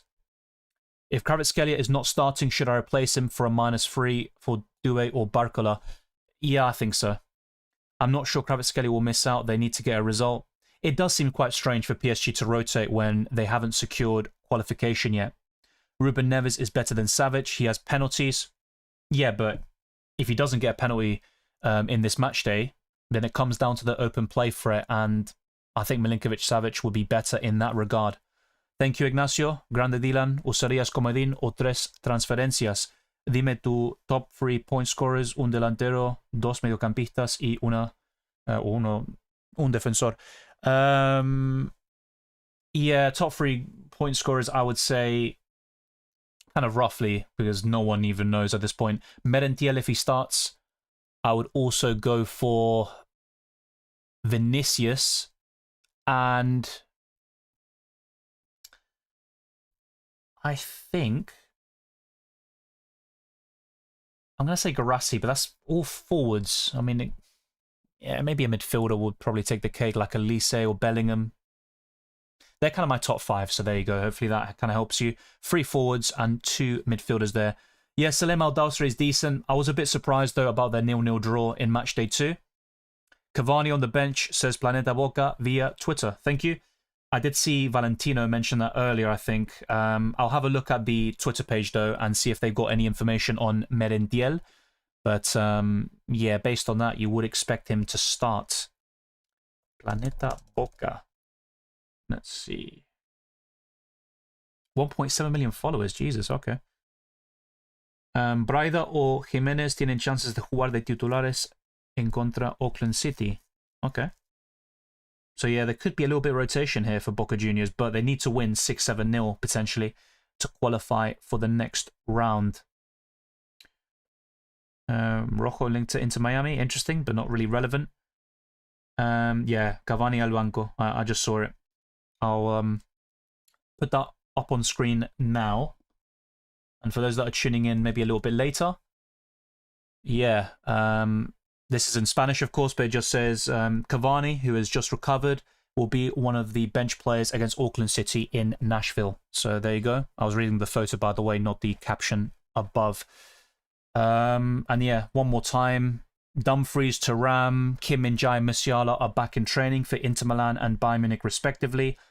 This was an update from the other day. So Erden Costa will be out for Boca Juniors due to a muscle injury, whilst Merendiel, who is the man of the moment, he is doubtful because of fatigue, but he hasn't been ruled out completely. And I think he will start, which is why he's currently in my wildcard team. And this is a PSG predicted lineup by L'Equipe, which features no Dembele, so he'd be on the bench. The same goes for Hakimi, Vitinha, and Kvaratskhelia. A bit of a weird lineup if you ask me, but they are facing quite poor opposition in Seattle Sounders. And the poll I put out earlier, we'll check it one last time. Yeah, so still the same percentage. 67% have gone for the wild card and 33% have gone for free transfers. In terms of my predictions, I've got a few of them wrong. You know, Flamengo finished top of Group D, for example. So it looks like Chelsea will finish second. We'll see how that goes. I've gone for Bayern and Benfica to qualify from Group C. PSG Atletico in Group B, but it looks like Botafogo have a great chance of doing so. Porto in top spot, they've been a bit underwhelming so far. So Inter Miami have a good chance of advancing to the round of 16. I've gone for Inter Milan and River Plate, but we could even see Monterrey take second spot. Dortmund and Fluminense in Group F. Man City and Juventus in Group G. And then Real Madrid and Al Hilal in Group H. So those are my current predictions for the group stages, and they were kind of set from the beginning. Obviously now there would be a few changes there, like Palmeiras in top spot of Group A. So let's finally lock this in. So maybe not lock in, but at least, you know, have the wildcard set so I don't get caught up by any weirdness by FIFA, and I can have time for some late changes. So Marchesín and Rossi in goal. Cucurella, Nuno Mendes as template picks in that defensive line. Then some differentials in Anton, Lodi, and Garcia. Bellingham, Palmer, Elise, Doué, and Arias. And then Garassi, Delap, and Merendiel. Yeah, it doesn't look too bad, to be fair. It's decent. Just a bit unsure about triple Chelsea and doubling up on the attack. That could be a little bit excessive. That's my only concern. So maybe I will get rid of the lap. I mean, he does have a high ceiling, I think, with this scout. Well, actually, no, scouting bonus is no longer a thing for this guy. But yeah, I think he could do fairly well, actually. I am less keen on him, though, I will be honest. But still a decent option. So let's see if I can lock this in. So 6.7 million in the bank. I mean, I could go for Reyners, right? Reyners isn't too shabby. But, yeah, I don't think I'll be going there.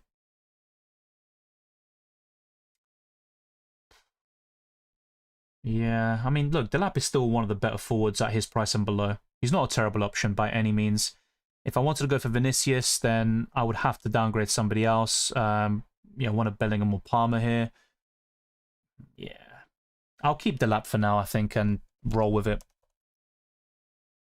But yeah, interesting times are ahead.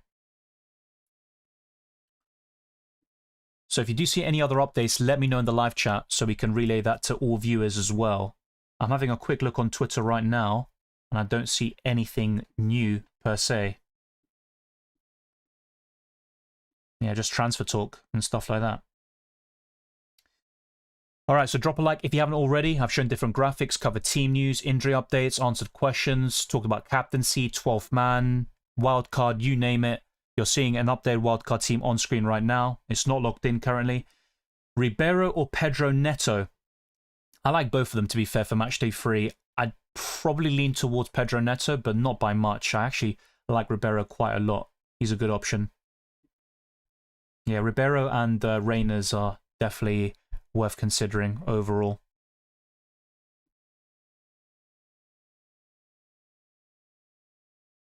Piqueres or Garcia? I'd go for Garcia.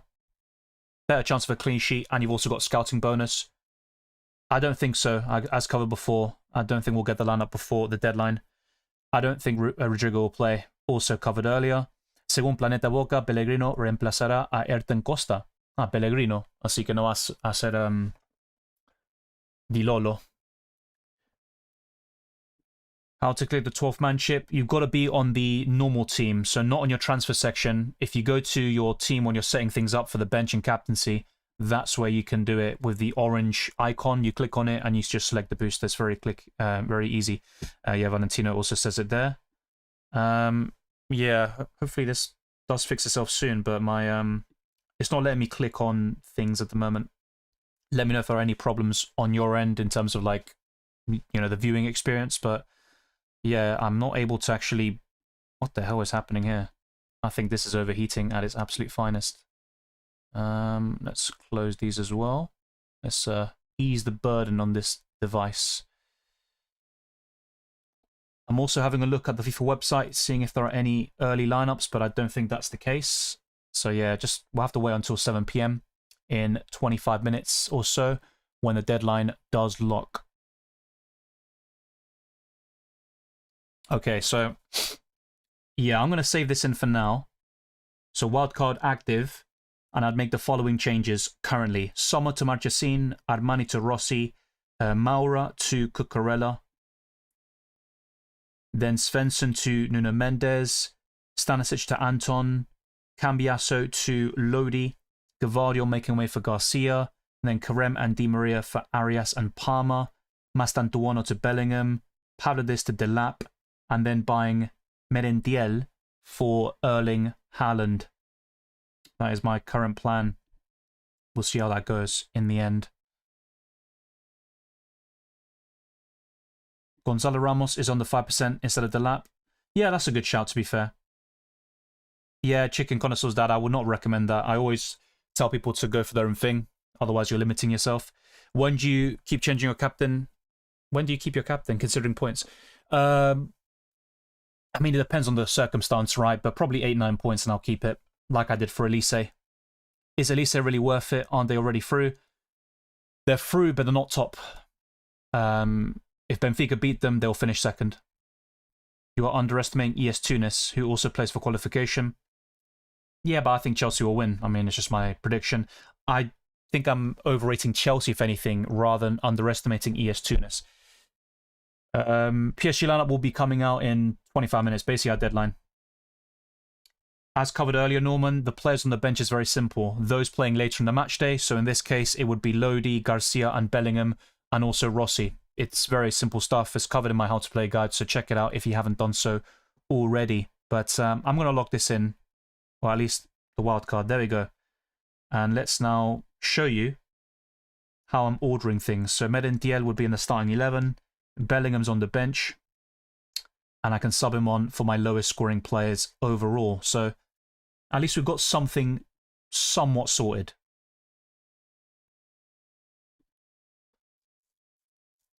Let's see, actually. And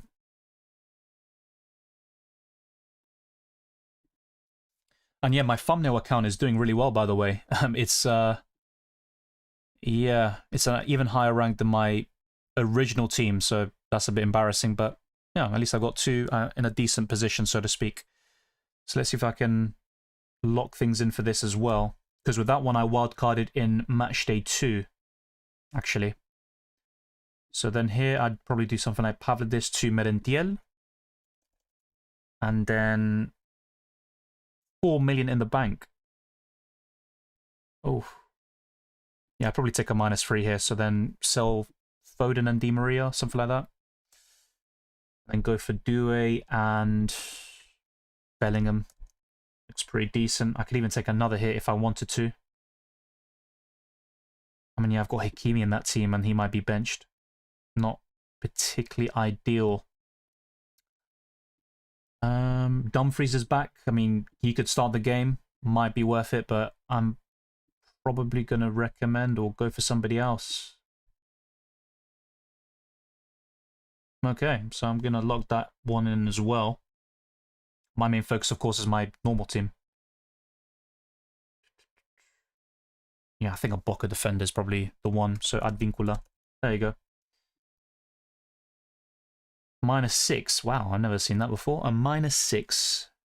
Okay, that'll work. There we go. And then just make sure that they're all correctly placed. So Doué in the starting 11, and he'd be my captain. Francisco Moura in there for Bellingham, and there we go. I know you can't see it on screen right now, but yeah, that team is doing even better than my current one. That's great. I'm on Wildcard and currently have Kvaratskhelia, Doué, and Merentiel. Well, apparently Kvaratskhelia will not start according to L'Equipe, and Merentiel is all about his recovery, as covered before. Merentiel's on your bench, lad. Yeah, don't worry, I'll sort that out. I'm not sure why that bugged out anyway. Yeah, Lodi is the one I want to... There you go. That's weird. Beraldo's scouting points better than Mendes. Yeah, this was asked before. I don't really think so. Well, to be honest, with Merentiel, it's not a big deal because I can still sub him in before Boca's game kicks off, so I have plenty of time anyway, but thank you for letting me know. Arias, Bran, or Pedro Neto? I'm going to say Arias.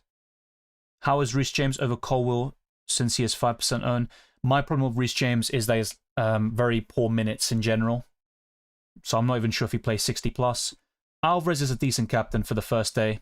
He's my favourite from Atletico still, despite no goals in this tournament, but I would favour the PSG attackers. Oblak as a goalkeeper, I wouldn't recommend that. Kvaratskhelia will start as Gustavo. Well, we'll see. We'll see. Atletico Madrid lineup is out apparently. Hopefully we get the PSG one. That's what I'm interested in. So I'm going to refresh the FIFA website and see. Don't think it's there. No, it's not on the website, so I might just have to check individually. So, hold your horses. We could get the PSG lineup as well, but for now, let's focus on Atletico Madrid. So, Oblak in goal, Llorente, Lenormand, Lenglet, Galan, Giuliano, De Paul, Barrios, and Gallagher, Julian Alvarez, and Soloff. That is the starting 11 against Botafogo, and maybe I'll get their lineup as well. Let's see. I don't have Botafogo's lineup out just yet, but I will check PSG and see if they've got anything. They don't. That's the one that we're really interested in. So, yeah, that is a bit unfortunate.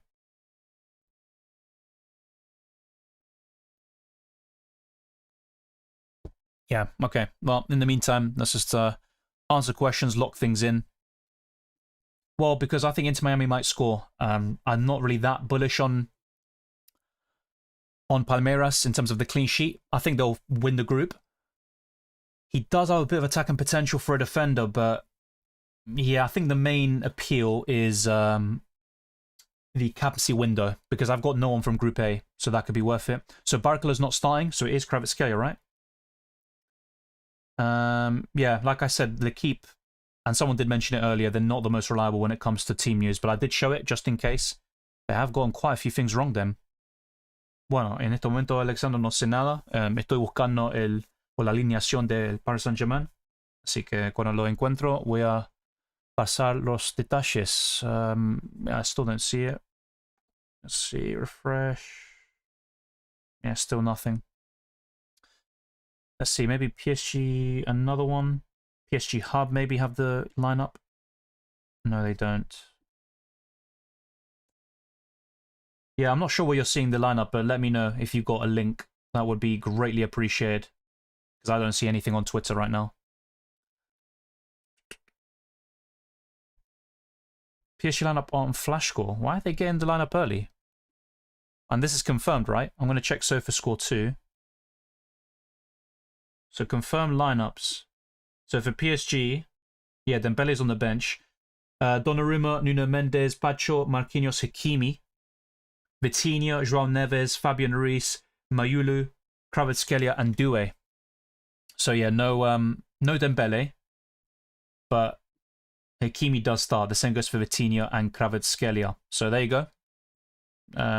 Good to know that information. Yeah, I do like Kvaratskhelia, I think, for my second PSG midfielder.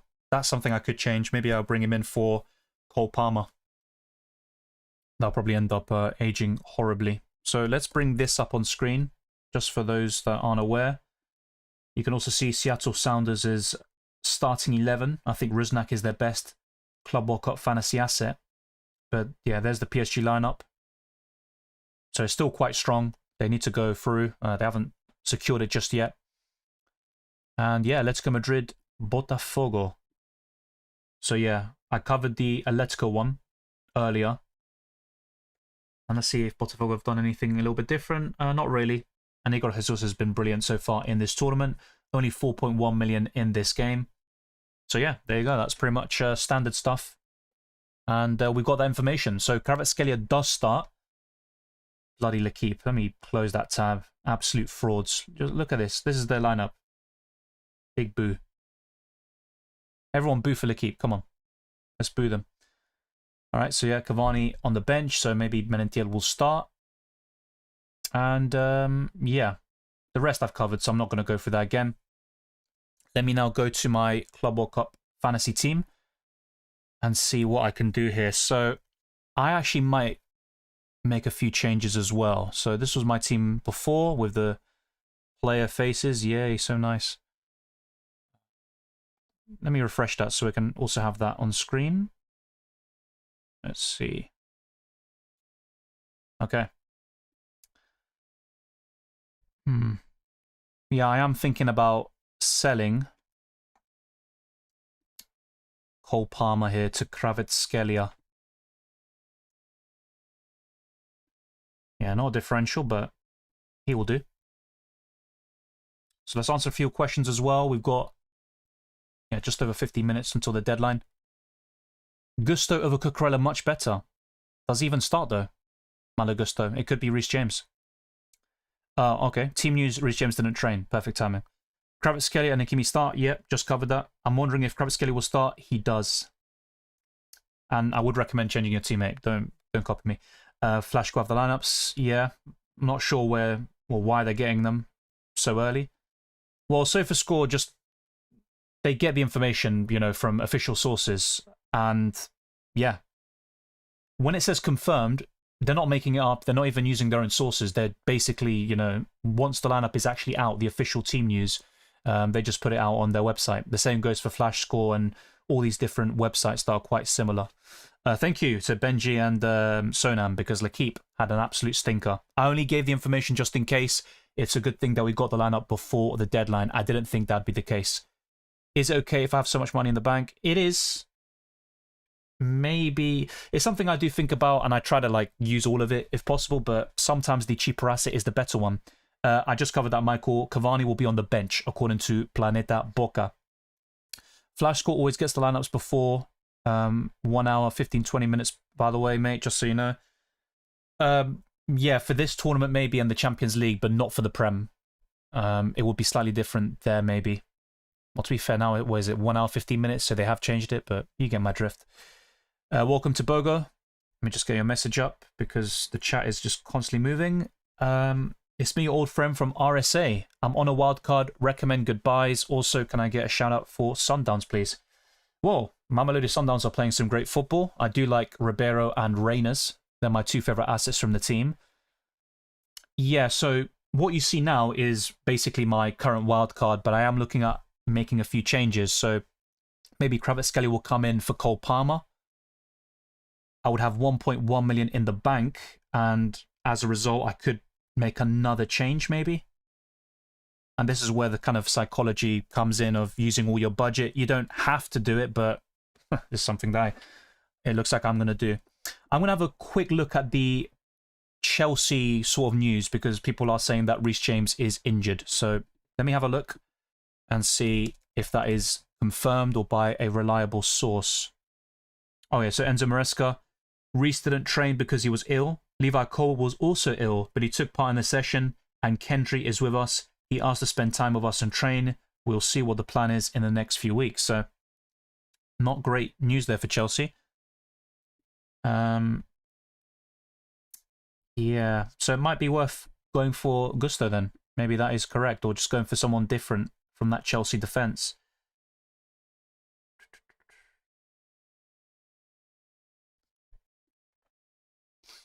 Yes, see.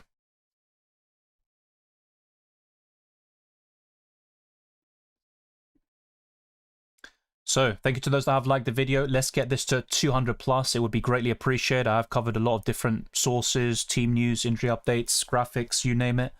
Mayulu captain, I'm not against it. Not my favourite, but I'm not against it at all. It's a differential, and you've got other options to fall back on. Absolute frauds, boo. I mean, they got it really wrong. It's not like Sky Sports Italia with Inter Milan, right?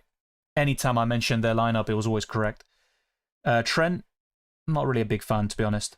Yeah, Prem is now 1 hour, 15 minutes before. That wasn't the case beforehand, I think 2 years ago. Bayern will rest their players, so wildcarding to Elise plus Coman, not a good idea. I'm not going for Coman. Elise, I still think will start, and I did cover a predicted lineup by Kicker, who are usually reliable, more so than L'Equipe, and they've got Elise starting. The only changes they've got, I think, are Upamecano in central defence, and they've also got Sane over Coman, but Elise and Kane should start.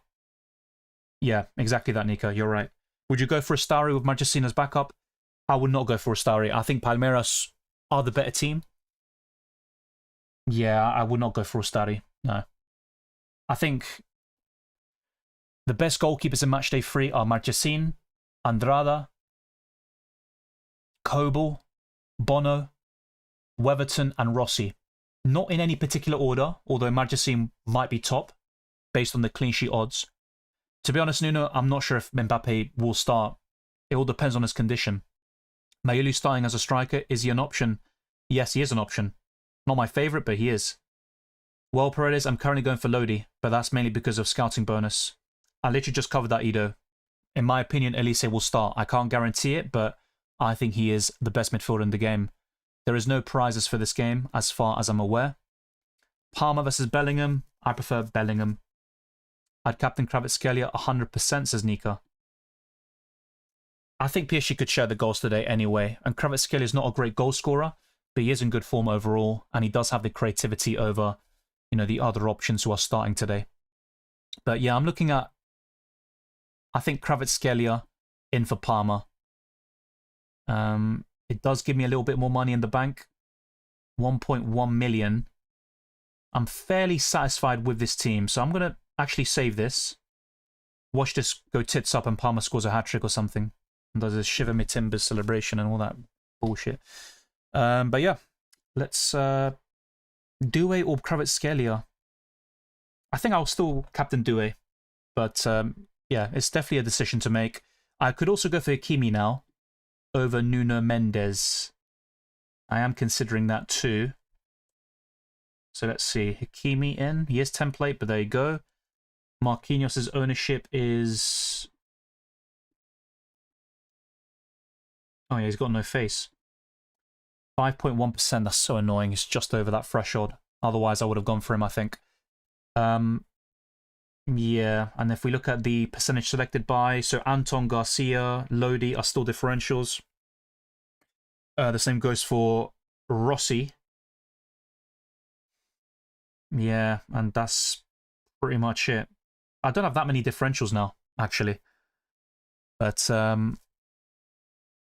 yeah, someone did mention earlier the replacement for Ertin Costa from Boca Juniors. That could be worth looking at as well. So I'm going to go back to Planeta Boca and see if they've got any other tidbits. I think they're the ones who reported. Let's see. So yeah, they are reporting as well. So they got the information by a journalist called Diego Monroig. So one of Palacios or Zenon could actually drop to the bench. So that is definitely something worth looking at. Yeah, third Boca asset I think is something I'd be looking at. Yeah, maybe Advincula.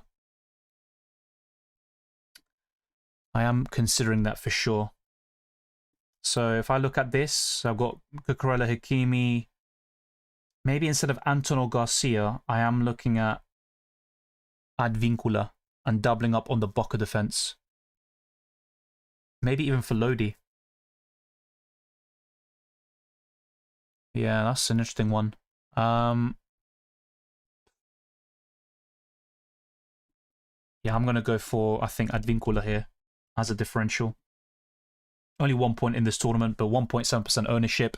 I think he'll start for Boca Juniors. If there are any Argentines in the chat, or especially Boca fans, let me know if you think Advincula will start again. He is usually nailed on at right back, but of course it is Auckland City. I prefer Vinicius over Delap, but it is a question of budget. Transferring Arias and Battaglia. Yeah, I like Arias. Battaglia is the fixture. I don't think he's a great option overall, though. He is a defensive midfielder by trade. Job or Al-Dawsari. It's a really close one, actually. I like both of them, but I would probably go, I think, for Al-Dawsari. Ardagul is decent. Yeah, good option, but I'd rather go for Bellingham. Also a question of budget as well. Kvaratskhelia, Hakimi, or Vitinha, or someone from Real Madrid. Kvaratskhelia. I do like Hakimi, to be fair. Oof. Yeah, Vitinha will be at the bottom of that list, but penalties can obviously separate that. I'm going to say Hakimi. Hakimi is my final answer. Barcola's not starting. We just covered the lineup. Assuming that they're not lying to us on SofaScore and all these different websites. It does say confirmed lineup. Possibly, Gusto could take Reece James's spot. I'm favouring Doué over Kvaratskhelia at the moment, but I might go for both anyway and captain Doué. Dembele is not starting. Hi Dylan, Barrios or Ribeiro? Ribeiro. Yeah, Delap is over 5%. I am aware of that. Palmer or Mbappe for 12th player? Well, Palmer has no form and Mbappe is ill and there is a chance he doesn't even start. So, difficult. If Mbappe is fit, I'd go for him, but it's a really big risk. Advincula starts 100%. I have him in my team too. Yeah, hopefully. Hopefully he does. I feel Mayula will reap big. Yeah, I like that as a differential. What's his price tag, though? I'll be honest, I've never actually looked at him before Matchday 3. So, yeah. 4.4 million. Wow. That is pretty good. I mean, one thing I could do, have a bit of fun with it, is go for Mayulu and then upgrade the lap to Vinicius. I don't know. Whenever I make a late change like that and it feels like, wow, it's genius, it just ends up going tits up. But it's not a terrible idea, in my opinion. Unfortunately, Vinicius doesn't qualify for the scouting bonus, but I think he is a decent option. If not, you can go for Harry Kane. Maybe a different premium instead. Messi's not bad, but I think Palmeiras would have the edge there. Lautaro Martinez against River. But yeah, you got several options there all of a sudden. Julian Alvarez. Erling Haaland again. I can go back to him. So it's not a bad option. It's another differential too. Dembele's on the bench apparently. Koeman could be on the bench against Benfica. That's what Kicker have reported. It's just a predicted lineup though. It might be wrong. Mayulu is my captain. Yeah, I do like that, to be fair. He has scored in quite a few games recently, in very important games as well. Yeah, definitely worth a shout. He's in very good form. Scored against Atletico in the Champions League final against Inter Milan and in some of the recent Ligue 1 matches. So, not bad at all. It's a differential, 4.4 million. You can't complain. Of course, the minutes won't be the greatest, but yeah, that's to be expected, you could say.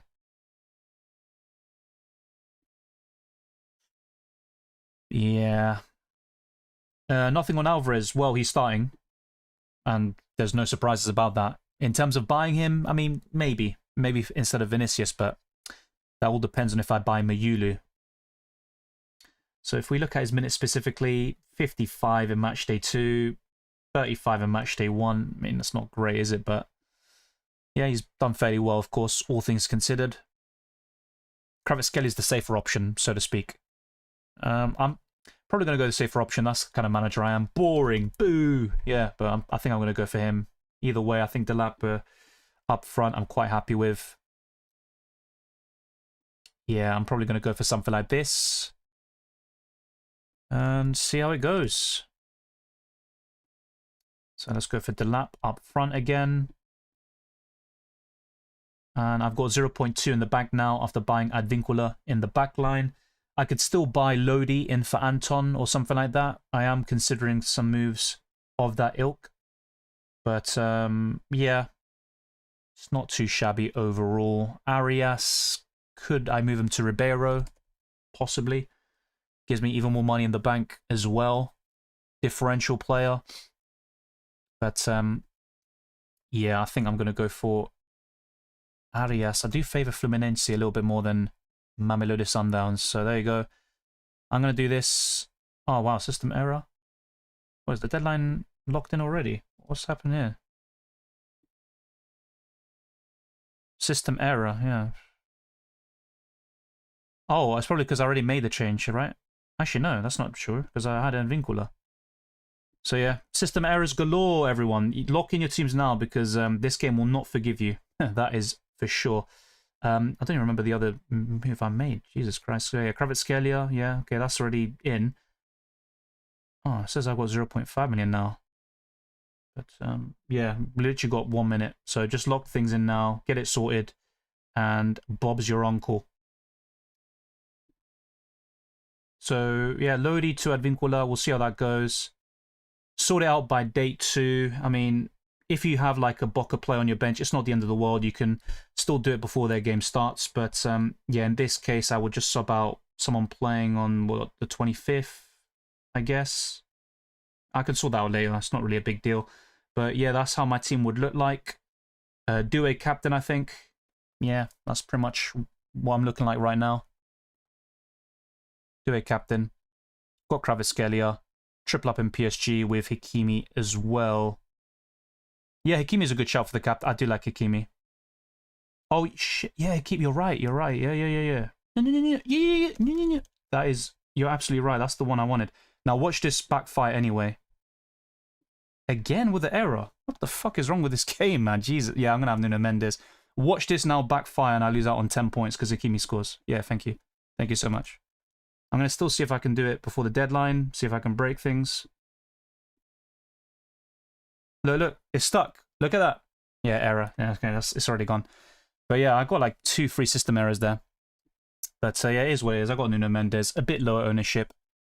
You can't trust this game and the deadlines anyway. But yeah, basically, look, I'm just saying, I did have the transfer set on Hakimi, Kvaratskhelia, and the other one was Advincula. But yeah, just didn't let me. I had to refresh it, and by the time I realized the player I was missing or that I had from before, it was too late apparently. But yeah, I might just try one more time because this game has a broken deadline system regardless. But it's probably locked in now, right? Maybe, maybe not. Transfers are still open. Let's be persistent with this and let's lose out on points either way. I'm telling you, no matter what I do, I'm going to lose out on points here. But let's have some fun. So Hakimi in for Nuno Mendes, take 4. Yeah, round is locked. Okay, well done. You know how a deadline works. Amazing, man. So yeah.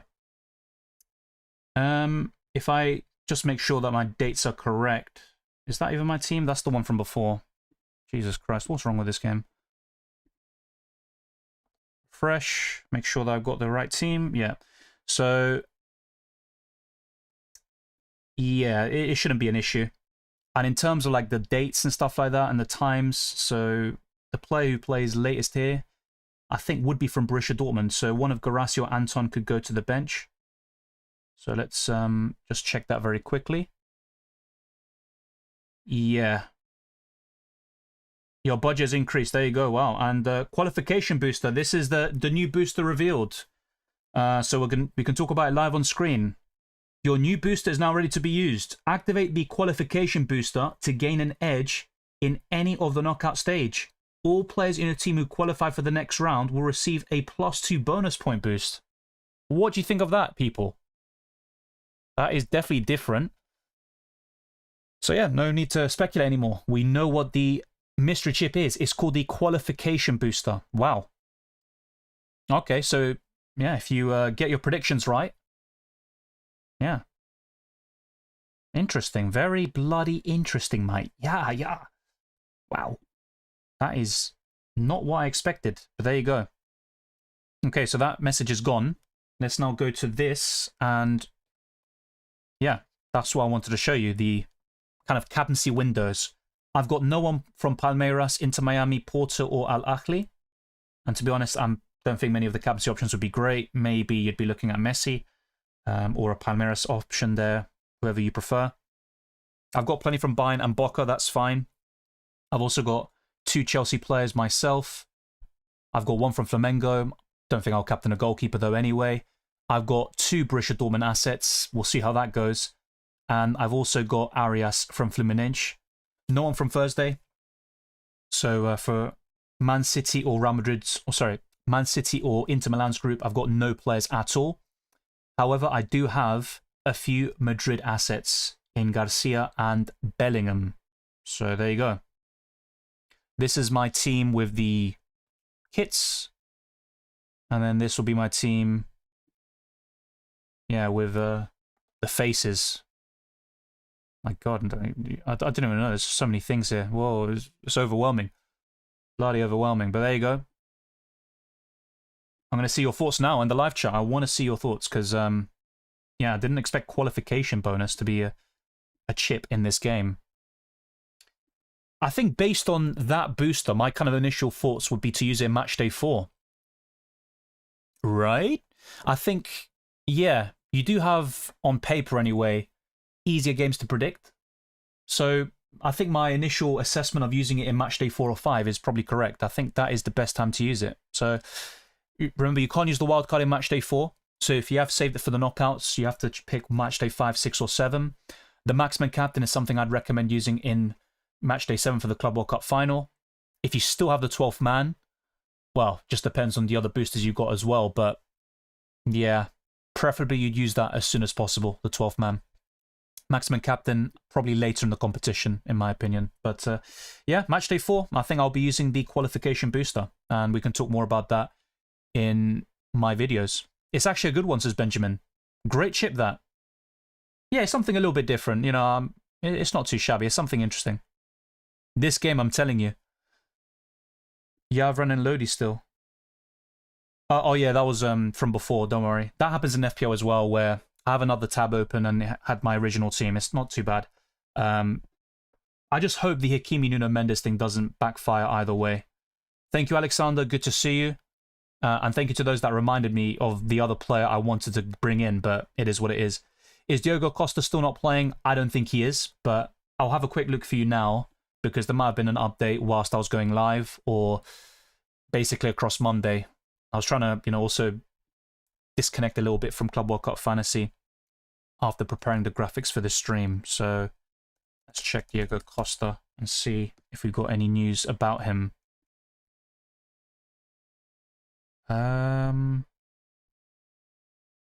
Okay, I think there's an update from yesterday, or was that?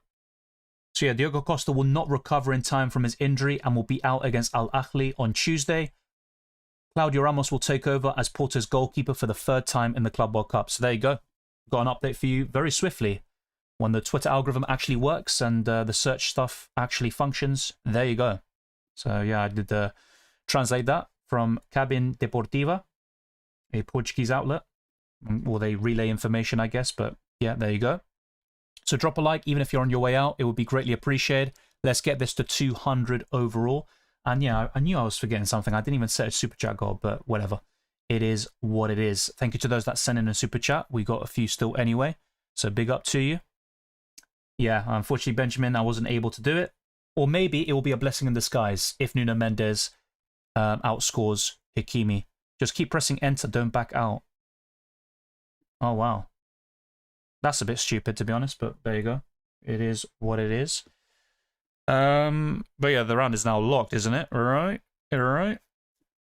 No, it is locked because the Matchday 4 transfers are now open. So as reported before, we do have a 5 million increase to our budget. And yeah, Matchday 4 qualification booster, here we go. That is the plan. And you will be able to reverse it anyway. Let me refresh this as well, just in case.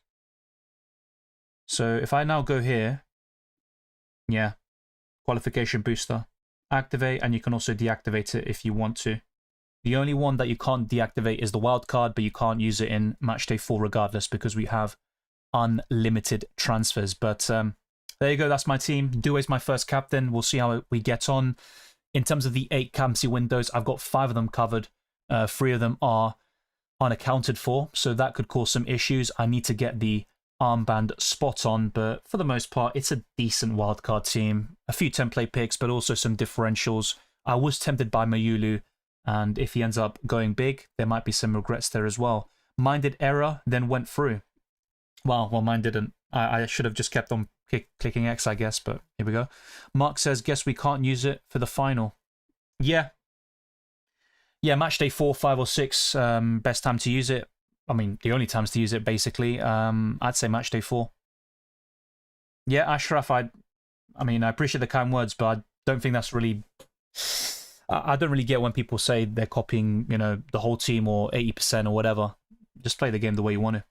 The qualification chip is broken if you use it in the semis. Wait, let me try to think about that. Got Soloff for the memes. Well, this game is a meme, so that is a good idea. Thank you, Omar. Superb as always. Thank you, Dylan. Very kind of you. Wrist Mbappe, he will feast, apparently in training today. Yeah, I didn't see that report, but it's a risk that could be worth it. Of course, I'll definitely go from in Matchday 4. Check out the score of Spain versus Germany in the under-19 Euros. It's going to be something ridiculous, like 8-0, isn't it? Oh, God. 6-5? What is this, tennis? Bloody tiebreak. And it'd still be going on, obviously, if it was a tennis tiebreak. Yeah, Matchday 4 easier to predict, says Matt. Yeah, seems obvious round of 16 and load up on easy fixtures. That could be the downside of the booster. The fact that there is a kind of clear standout of when to use it, but it's a 7 Matchday format anyway, so it's always difficult to kind of, you know, make these really interesting chips where you've got a lot of different strategies and stuff, but I think it's still a decent balance overall. Yeah, no, the deadline only closed 9 minutes ago this time. Kevy says, for real, you've got to have your own players you back, makes it more fun than copying. Yeah, I always say that, but look, everyone's different, and sometimes people just want to win their mini leagues and they think copying someone who makes videos on YouTube is going to guarantee them success. I promise you it's not going to, because everyone can have a bad season. Zaid says, do I start Ribeiro or Mayulu? Well, you start Mayulu because he plays first. I've covered this extensively across all my videos and streams in UCL Fantasy, Euros, World Cup, and in this game. You want to start your players who play on the Monday, and then you can sub out your low-scoring players for those that are yet to play. That's the way this game works. You have the option to do automatic subs by doing nothing to your team, but that deprives you of switching the captaincy and of being in control of your squad and subbing out those blankers in your team. You can play the Maximum Captain whenever you want, but my recommendation is to use the Maximum Captain in Matchday 7 for the Club World Cup final, and to use the qualification bonus, the mystery chip which has been revealed. Use that in Matchday 4. That is my recommendation. Kiko says, good luck in your game. See you next week. That is the plan. I'll be doing an updated draft. Well, yeah, there could be an updated draft, but I'll be doing a first draft video fairly soon. Team selection, deadline stream, and throughout those pieces of content, I'll probably cover the qualification bonus as well. Thank you as well, Demantis. Twisted Parky says, ended up on Rossi, Fabio, Hakimi, Blanco, Cucurella, Piquerez, Garcia, Kvaratskhelia, Doué, Neto, Arias, Bran, Garassi, Vinicius, Menentiel. Downside is only 2 Boca, but I panicked with the Boca position in the mid. Benching Scott Kvaratskhelia. Yeah, I mean, that Twitter page I quoted is quite reliable. it would be like Real Madrid Extra, you know, all these pages that have extra on their name, where they just relay information, I believe. But yeah, those Argentine journalists do typically have, you know, sources at the club that they cover. Will the scouting bonus apply for the qualification bonus? Sounds very swingy in that case. Yeah, it just applies to any player with less than 5% ownership. So yeah, if a differential gets 5 points in a match day and they also qualify for the next round, yeah, 11 points for a clean sheet for a goalkeeper or defender, that is massive. That is massive. Captain on Merentiel, hope I won't regret. Don't captain a Boca player. You still have the chance, by the way, to change your captain. So captain a PSG or Atletico player first, or Botafogo, whoever you want, who plays right now in 48 minutes. Then you can switch it to someone who plays in Group A at 2 a.m. in the UK. That's the way you want to do it. And of course, if you change the captaincy, your original captain can't be captained again, and you will lose the original double points. But it's all covered in my How to Play guide. If you watch that, you will know exactly how this works. High chance of everyone having 11 players guess right who go through, so very little game possible. I mean, it depends, right? Some people might save the wild card for match day 5, 6, 7 and want to go aggressive. That kind of...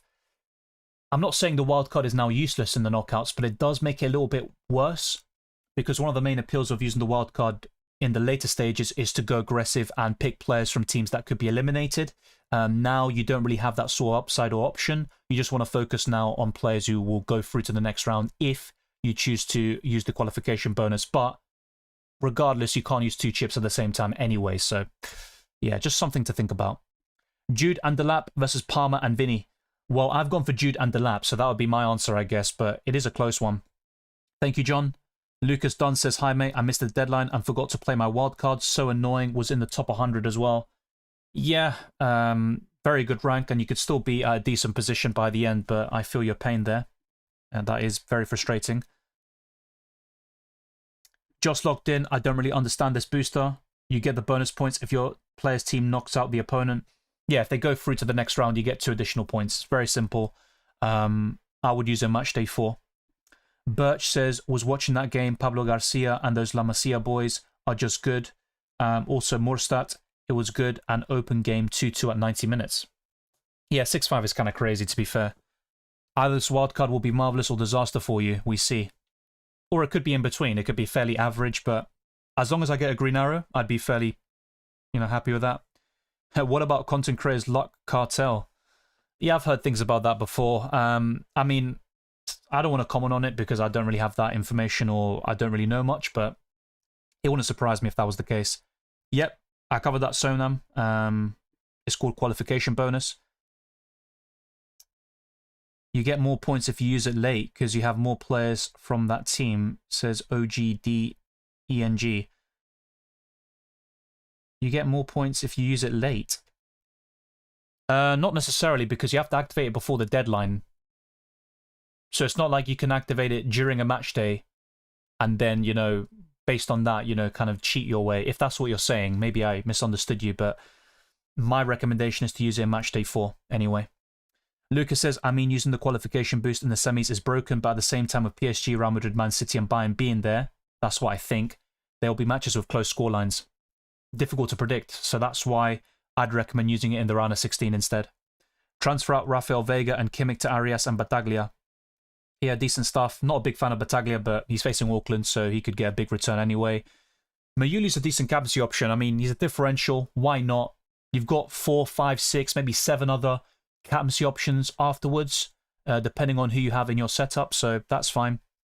The knee jerk has made Arias, Bran and Yield is no longer scouting bonus. Yeah, it's really annoying. That's my problem with the rule of the 5% ownership, and once it was kind of announced, that was always going to be my kind of concern with it, but it's a nice idea in principle. It encourages you to be a bit different, but yeah, sometimes you can have a player at 5% ownership, and then just before the deadline closes, he goes up to 5.1, and he's no longer eligible. This chip will also create a stronger template in the round of 16. Yeah, you could be right about that. There are pros and cons about it for sure. I probably should have gone to Boca defense.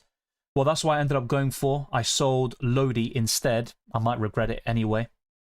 Okay, what's the reasoning on captaining Due, not Crava? Well, I can still change it, by the way. The captaincy can still be changed. I just think Due is a better goal scorer than Kvaratskhelia. And I don't know, I just have a good feeling about Doué Matchday 3. He hasn't been good in this tournament so far, but that's kind of my thinking about it. Maybe I'll go for Kvaratskhelia in the end, or I'll go for Nuno Mendes. To be quite honest with you, though, if I had Hakimi, which I wanted to do, I would probably captain him over the rest. I picked Kvaratskhelia over Doué, hope it works. I think both of them are fairly decent. Philly says the question is, will scouting bonus be calculated before or after the qualification chip? Otherwise, just appearances and clean sheets for midfielders is enough to get to 5. And then, oh, yeah, that's a good point. Yeah, I think it will. Yeah. That is a very good point that I wasn't really thinking about. It should count. So, yeah, if a player with less than 5% ownership gets 5 points, including the qualification bonus, they will be eligible for the scouting bonus as well. Whom to captain, Doué, Kvaratskhelia, or Julian Alvarez? I would go for a PSG attacker. I've currently gone for Doué. Gary says disaster class. Is that about the chip? Upgrade to faces, but the game is still shite. Oh, yeah, fair enough.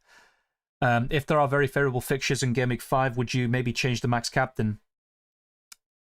I'd probably still stick with Matchday 6 or 7. That's my plan. So yeah, I just used the wildcard in Matchday 3. I wasted the 12th man in Matchday 1. So my current plan is to use the qualification bonus, the mystery chip in Matchday 4, and then, yeah, the maximum captain in Matchday 7. Who do you think will pass in this Group B? PSG and Botafogo, because Atletico need to win 3-0 or by 3 goals to advance. Dylan, Genève, Merentiel, and Gonzalo Garcia are going to play. I think Merentiel, yes, not Garcia. I think Mbappe could take the spot again. The deadline didn't change, mate. So Matchday 1, they got it wrong. They did it 2 hours before the deadline, or 2 hours before kickoff, and 1 hour before the original deadline. Matchday 2, it was basically when it said on the app and the website, which is 1 hour before kickoff, and the same happened now. So 80 minutes ago, the deadline passed, so it wasn't controversial like Matchday 1, essentially. But it is still different to the rules section, of course. Are players getting points for man of the match? No. What do you think is a good rank for Club World Cup? Well, there are fewer players in this game, but yeah, look, I'll be honest, I'm playing this game for fun. I would obviously want to do as well as possible. I'm always quite competitive that way, but the rank I'm at, I'm kind of fine with. It's not, you know, it looks good, but yeah. Being at 16k in this game, is that where I'm at? Yeah, 16k, there or thereabouts. It's not that good compared to UCL Fantasy, where I finished around 20k, I think it was, or something like that, because there are more players in that game. So in terms of the percentage, the top 1%, top 5%, it will be slightly different. Choose captain. I would go for Piquerez out of the two. What do you think so far in this tournament? Depends on what you're asking in terms of, like, yeah, the tournament. I don't really know what to say. I think the South American teams have maybe given the atmosphere. They've also been the kind of shining light of this tournament, being very competitive against the European sides. So that's probably the kind of takeaway I get from this competition so far. And there also have been some upsets and surprises, which is good to see. But the real stuff starts in the knockout stages for me. The Legend of Renegade says, I went triple Atletico on the Matchday 2 wildcard. Lino, Griezmann, and Llorente, and 2 of them have been benched twice. Yeah, but to be fair, Griezmann hasn't scored in 18 consecutive games for Atletico, so I don't really blame Simeone for benching him. Llorente, yeah, that's a bit harsh, obviously, being benched in Matchday 2, and Lino in Matchday 3, but I did cover this, actually, about Koke possibly taking Lino's spot. I did cover that in some of my recent videos and streams. Do we know how many players in total in the game? I don't think it's that much. I think it's like less than 200,000 maybe, if I'm not mistaken. You can't change the 12th player after the deadline. Otherwise, I wouldn't have gone for Mbappe in Matchday 1. Had yeah, we'll just call him Dumbbells. Yeah, we'll call him Dumfries. Dumfries, right? Unless you're talking about Dembele. That's going to be Dumfries. Mbappe has already improved. I think so. Someone said that they saw a report where Mbappe was in training. I haven't seen it myself, so I can't really verify that information, but it is possible that Mbappe is feeling better. I'll have a look now and see. Okay, yeah, he is in training. Yeah, I have seen him at least in the gym. So he has definitely improved for sure. But yeah, maybe he'll be on the bench. Like, we can't really guarantee it. So we do have, well, we're very close to 200 likes. We're literally 3 away. Let's be sure to hit that before ending this stream. It'll be tough next match day to know when to sub a player out, especially if they blank but their team qualifies. Well, the thing is, it's not going to be like the group stages where you depend on other results. It's just knockout football, right? So, yeah, once the game is over, you will be able to sub players out and change the captaincy. So I don't think that really applies because you'll know which teams are through to the quarterfinals. Extreme heat not having advantages for European teams and also thunderstorms also affecting the match. I think that plays a part. So that's why with Bayern Munich, Benfica, I'm trying to avoid that game as much as possible. I've still got Elise anyway. But yeah, I think the South American teams are more used to it. Of course, from Europe, you still got, you know, Porto and Real Madrid. They play in hot conditions most of the year. 2 a.m. games suck. Well, there are some good games at 2 a.m. The problem is the timing, but you have to get used to it because the World Cup next year is also in America. Do you think qualification bonus gets added to everyone or only those in your starting 11? No, only those in your starting 11 in terms of contributing towards your final score. So yeah, you could have a player on your bench who, you know, qualifies. He might get 4 or 5 points overall because of it, but that won't contribute towards your final score. Thing is, Atletico have a challenging fixture. Exactly that. I think Botafogo have proven to be a very decent team. The same with Palmeiras and Flamengo. And to be fair with Flamengo, I'm not that surprised by them, but more so of the others. I picked Gonzalo Garcia. There's still a chance he starts, and Mbappe's on the bench, but yeah. The deadline has passed, Arthur. No surprises there. I did have the timer earlier at 7 p.m. in the UK, and thankfully, or maybe not thankfully in my case, but the deadline did pass at the right time. Yeah, qualification bonus. Yeah, I know you meant qualification bonus, but that's what I'm saying. I think there's not really any issues with that as far as I'm aware. In terms of the scouting bonus stuff, I do think the qualification bonus does count to that as well. So you can basically get 11 points from a defender or goalkeeper clean sheet. I chose Marco Pellegrino, and he will start in Boca's mass rotation. Yeah, I kind of hope I didn't make a mistake by going for Advincula and that he's benched in the end, but we'll see. Only time will tell. I'm surprised you didn't go for any Al Hilal players this week, Dylan. Salzburg are dreadful. Well, Al Hilal are playing Pachuca. I think that's what you mean. Yeah, Pachuca went down to 10 men and they lost 3-0 to Real Madrid anyway. I was close to getting Cancelo or Lodi in my defense, and I had my eye on Al Dawsari and a few other options, but yeah, I think Al Hilal have been a little bit disappointing. Solid defensively, Bono in goal is another good option, but they haven't really shown that threat going forwards, but we'll see how they get on in the end. Got stuck in a dead zone at the deadline, and the app upgrade made me miss the deadline. Yeah, in my case, I wanted to buy Hakimi, and the other one was... What was the other one? Advincula. And basically, it basically said error. I keep saying the same word. So I basically refreshed the page. I said it again. And then I forgot about Hakimi. So I kept Nuno Mendes. I was able to buy Advincula, but I forgot about the Hakimi one. So I went back to it and I had the same error message again. So yeah, you have to make your transfers and lock in your wildcards and stuff very early on if possible. Otherwise, you're going to be in a bit of a pickle. Shout out to Elise. He's on the level that Zaha should have been. Yeah, he's playing at a really high level, but it also helps that he's playing for a top team. Zaha's never done that. I know he joined Man United, but that was under David Moyes when they already were going downhill after Ferguson left. But yeah, I think Elise is the better player. I was hoping for an assistant manager chip. No, stick that to FPL. If in fact, just get rid of it. The good thing about that chip is that it caused a bit of variety with the other chip usage. But yeah, I probably prefer having no assistant manager in general. Would you consider Hakimi captain? Yes. To be honest, I would have probably gone for Hakimi captain if I was able to transfer him in. I could do that with Nuno Mendes, but I'm a bit less keen on that, to be fair. Yeah. I'll be honest, I might captain Nuno Mendes in the end, but with Hakimi, I definitely would be very inclined to do that. Holy, I hate assistant manager. 2 OP. It's very swingy, which is kind of like a fantasy game in general. You do get that a lot, but when it goes against you, you're not really that happy about it. I got a decent assistant manager score. I went quite safe with it with Arne Slot, but yeah, those with Oliver Glasner and Emery and Moyes, I mean, yeah, they really cooked around game 24 to 26. Zaha was good, but needed to be the main man. Yeah, he was decent. I just think his goal scoring is a bit inconsistent. He's more of a dribbler. I think Elise has more to his game. He can create stuff, and yeah, I think Elise can become a top player if he isn't one already. Assistant manager, no, not on this. Yeah, not for me. But everyone has different opinions, right? Juniper, though, does agree with Twisted Parky and a few others. We aren't a big fan of the assistant managership, it seems. It's up to you, Kritan. I'd probably captain Hakimi. Pick a Liverpool player in FPL will be difficult. Not really, just go for Salah, right?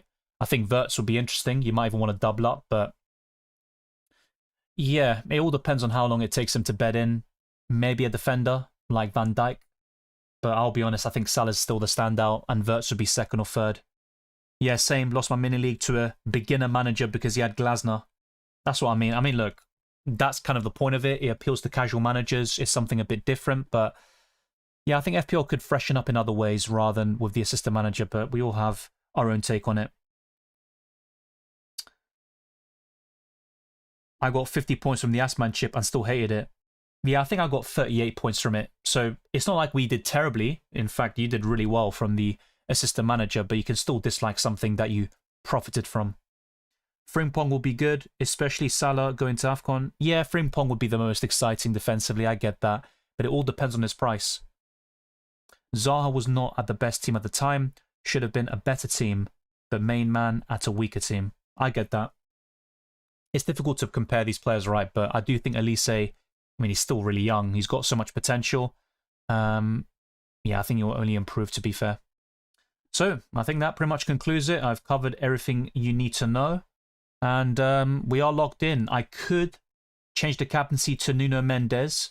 We obviously got the reveal of the qualification bonus booster, which is the mystery chip.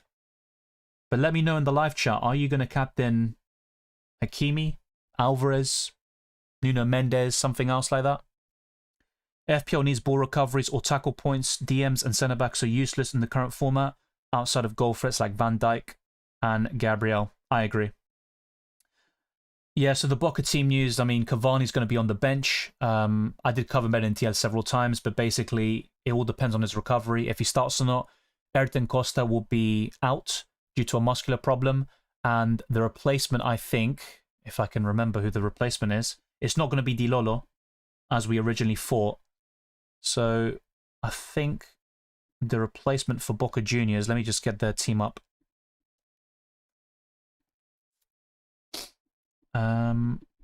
Let's see a predicted lineup as well, that could help. So, for Boca...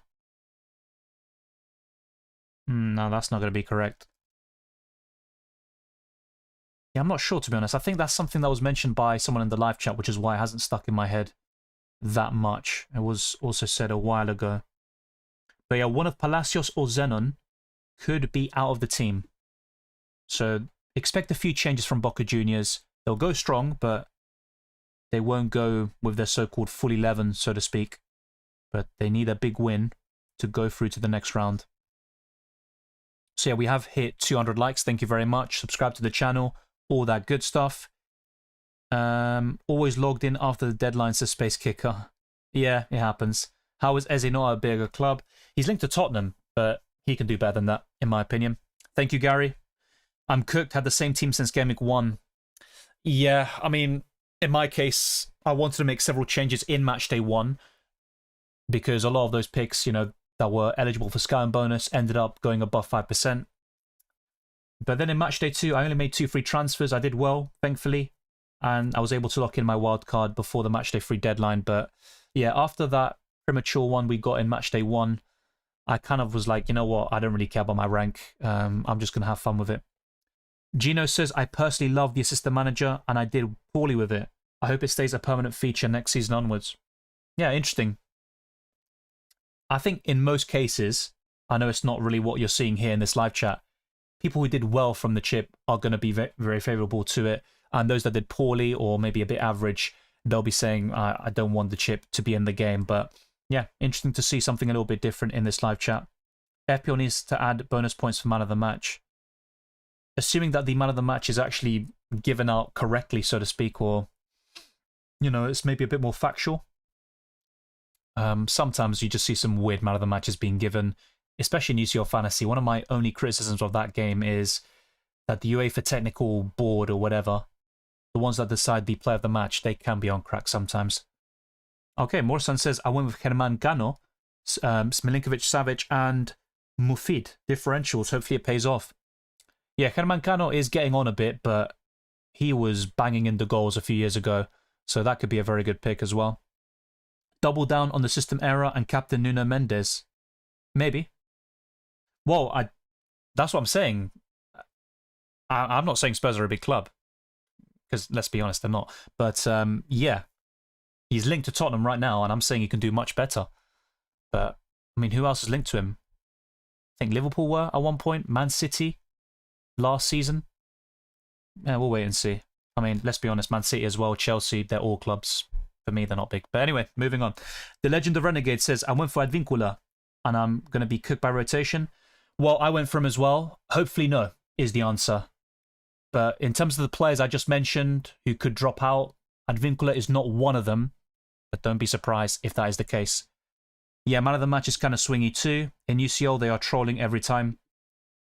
Yeah, like sometimes you'd get Rafinha getting 3 or 4 goal contributions, and player of the match is Pedri. And don't get me wrong, sometimes Pedri deserved it, but yeah, you do get some really weird player of the matches sometimes. It's not often, but it does happen.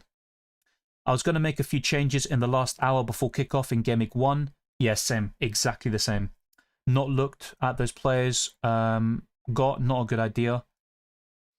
Yeah, I mean, I saw some people defending FIFA saying, you had weeks to lock in your team, but we went through this, man. Like, if a deadline says 12 a.m., it's 12 a.m., but thankfully, it seems to have been sorted in Matchday 2 or 3, but I don't really get why they haven't addressed it, or, you know, at least acknowledged what happened in Matchday 1.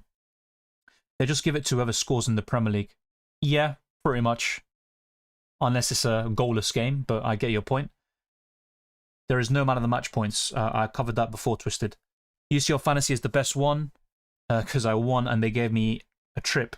Not anecdotal, this is objective user experience. Well, I agree. I haven't won UCL Fantasy, I've done well in it. But I think it is my favourite as well. And it does help that I almost always perform very well there. Mark says, I went with Palacios over Zenon as my 12th man. So Palacios will be benched and Zenon will get a 25-point haul. Well, I did just mention the fact that, well, yeah, both of them are possible doubts to start anyway. Hopefully it goes in your favour, Matt. A 25-point swing would be incredible. Let's not speak it into existence. Let's not manifest negativity there. But yeah, I'm also experiencing similar fears with Hakimi and Nuno Mendes based on what happened with the deadline earlier today. And also buying Advincula late on. I also sold Palmer to Kvaratskhelia. There's a few things that could backfire massively, but I'm hoping for the best. Let's be positive free very strongly and conclude the group stages in the best possible way. If you haven't already, like this video, subscribe to the channel, and also the notification bell so you never miss a single upload live stream for Club World Cup Fantasy, FPL, and the Champions League. You can also follow me on X, Instagram, and Blue Sky, DylanRCM, and check all the links in the description for my Patreon and the championships, Fairlex to my videos, amongst many other perks, the Discord server, Club World Cup Fantasy League, and Spotify can also be found in the description. Let's go through a last few couple of comments, I guess. My brain is fried. No worries to Sapaki, but yeah, there is no player of the match points, and I know my how to play guide, it is useful, and most of it is accurate based on the website, but there are a few things that have caught people out, like the captaincy. You can change it multiple times within the same day, and also, well, the deadlines, but let's not talk about that again. I love the captaincy changes, something FPL should add, I think. From UCL Fantasy, yes. Not from Club World Cup Fantasy, I think. Having multiple captains in the same day. I mean, I forgot to do it for Benfica. Imagine that against Auckland City. I thought I did it, and I changed to Pavlidis, but I didn't. Di Maria was also a consideration for me. I ended up losing out on 2 points because of it, but yeah. Normally, I'm kind of like fully on it and I don't get caught out by mini deadlines with substitutions and captaincy, but I did on Friday because with this game, I'm kind of just playing for fun. Kevy says, cheers, mate, good luck. I transferred out Kvaratskhelia, so thinking he returns now. Well, I hope he does. Not because you transferred him out, but because I bought him. Mayulu was also a consideration for me, and only time will tell how these players get on. But thank you, everyone. It has been a blast. There's still 200 people here, which I do appreciate. And yeah, we are approaching kickoff as well. Yet it does increase. That was also covered in my how to play guide. Just like UCL Fantasy, you get a 5 million increase for the round of 16. So that is identical. There are no player, or should I say price changes. There are no price changes, so no falls or rises, but we do get that 5 million increase as well. Gino says, don't worry, Dylan, I chose Nuno Mendes over Hakimi when I still had some time left. Well, yeah, look, they're both really good assets. The one positive for me is that Nuno Mendes has lower ownership. And if they both get the same points, I'm just happy with it. But if Hakimi gets like a massive return and Nuno Mendes blanks, that would be slightly tough to take, but it is what it is, right? These things happen. It's just these bloody errors that I got in this game. And by the way, my rank has gone up. Just saying, my rank has gone up because some people have taken hits. So by a few hundred places, it's not a big leap or anything, but I'm going to show you my updated rank just to flex a little bit, even though it's nothing special. But let me show you where I'm currently at after the Matchday 3 deadline. So,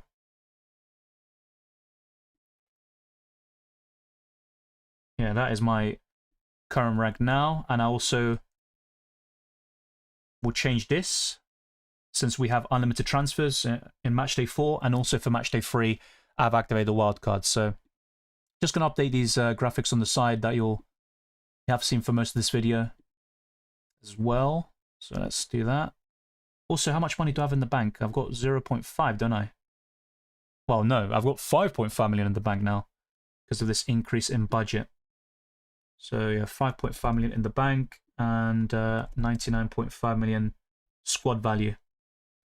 Okay, so there you go. A bit of an early preview.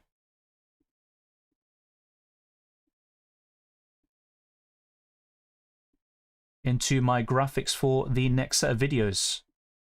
And also some of the updated stats and all of that jazz. You're probably thinking, what the hell is this guy on about? You'll see it in a few seconds. In fact, you'll see it now. Yeah, if it actually loads up properly. Yeah, it does. So yeah, 99.5 million squad value, and I've now got 5.5 million in the bank, unlimited transfers, and I've only made 2 normal moves in this tournament. Yeah, I know that you couldn't see in that moment. It's because I had it on the outro, but I was working my magic, so to speak, with another application in the background. Unfortunately, I can't just do it with the click of my fingers. I have to actually do some things there. But yeah, now you can see it on the left-hand side. I miss autofill. Well, you can do it in this game. You can. I wouldn't recommend it. What the blood? I didn't know the deadline was 1 hour before the game starts. Don't make the same mistake as me. Well, there was this whole thing in Matchday 1. Check out that deadline stream again. That was a lot of fun when it happened. It was also late, so yeah, people were loose on that particular night. But I didn't drink alcohol, by the way. But anyway, yes, it is going to be 1 hour before kickoff of the first game within a Matchday. That is what we originally thought anyway.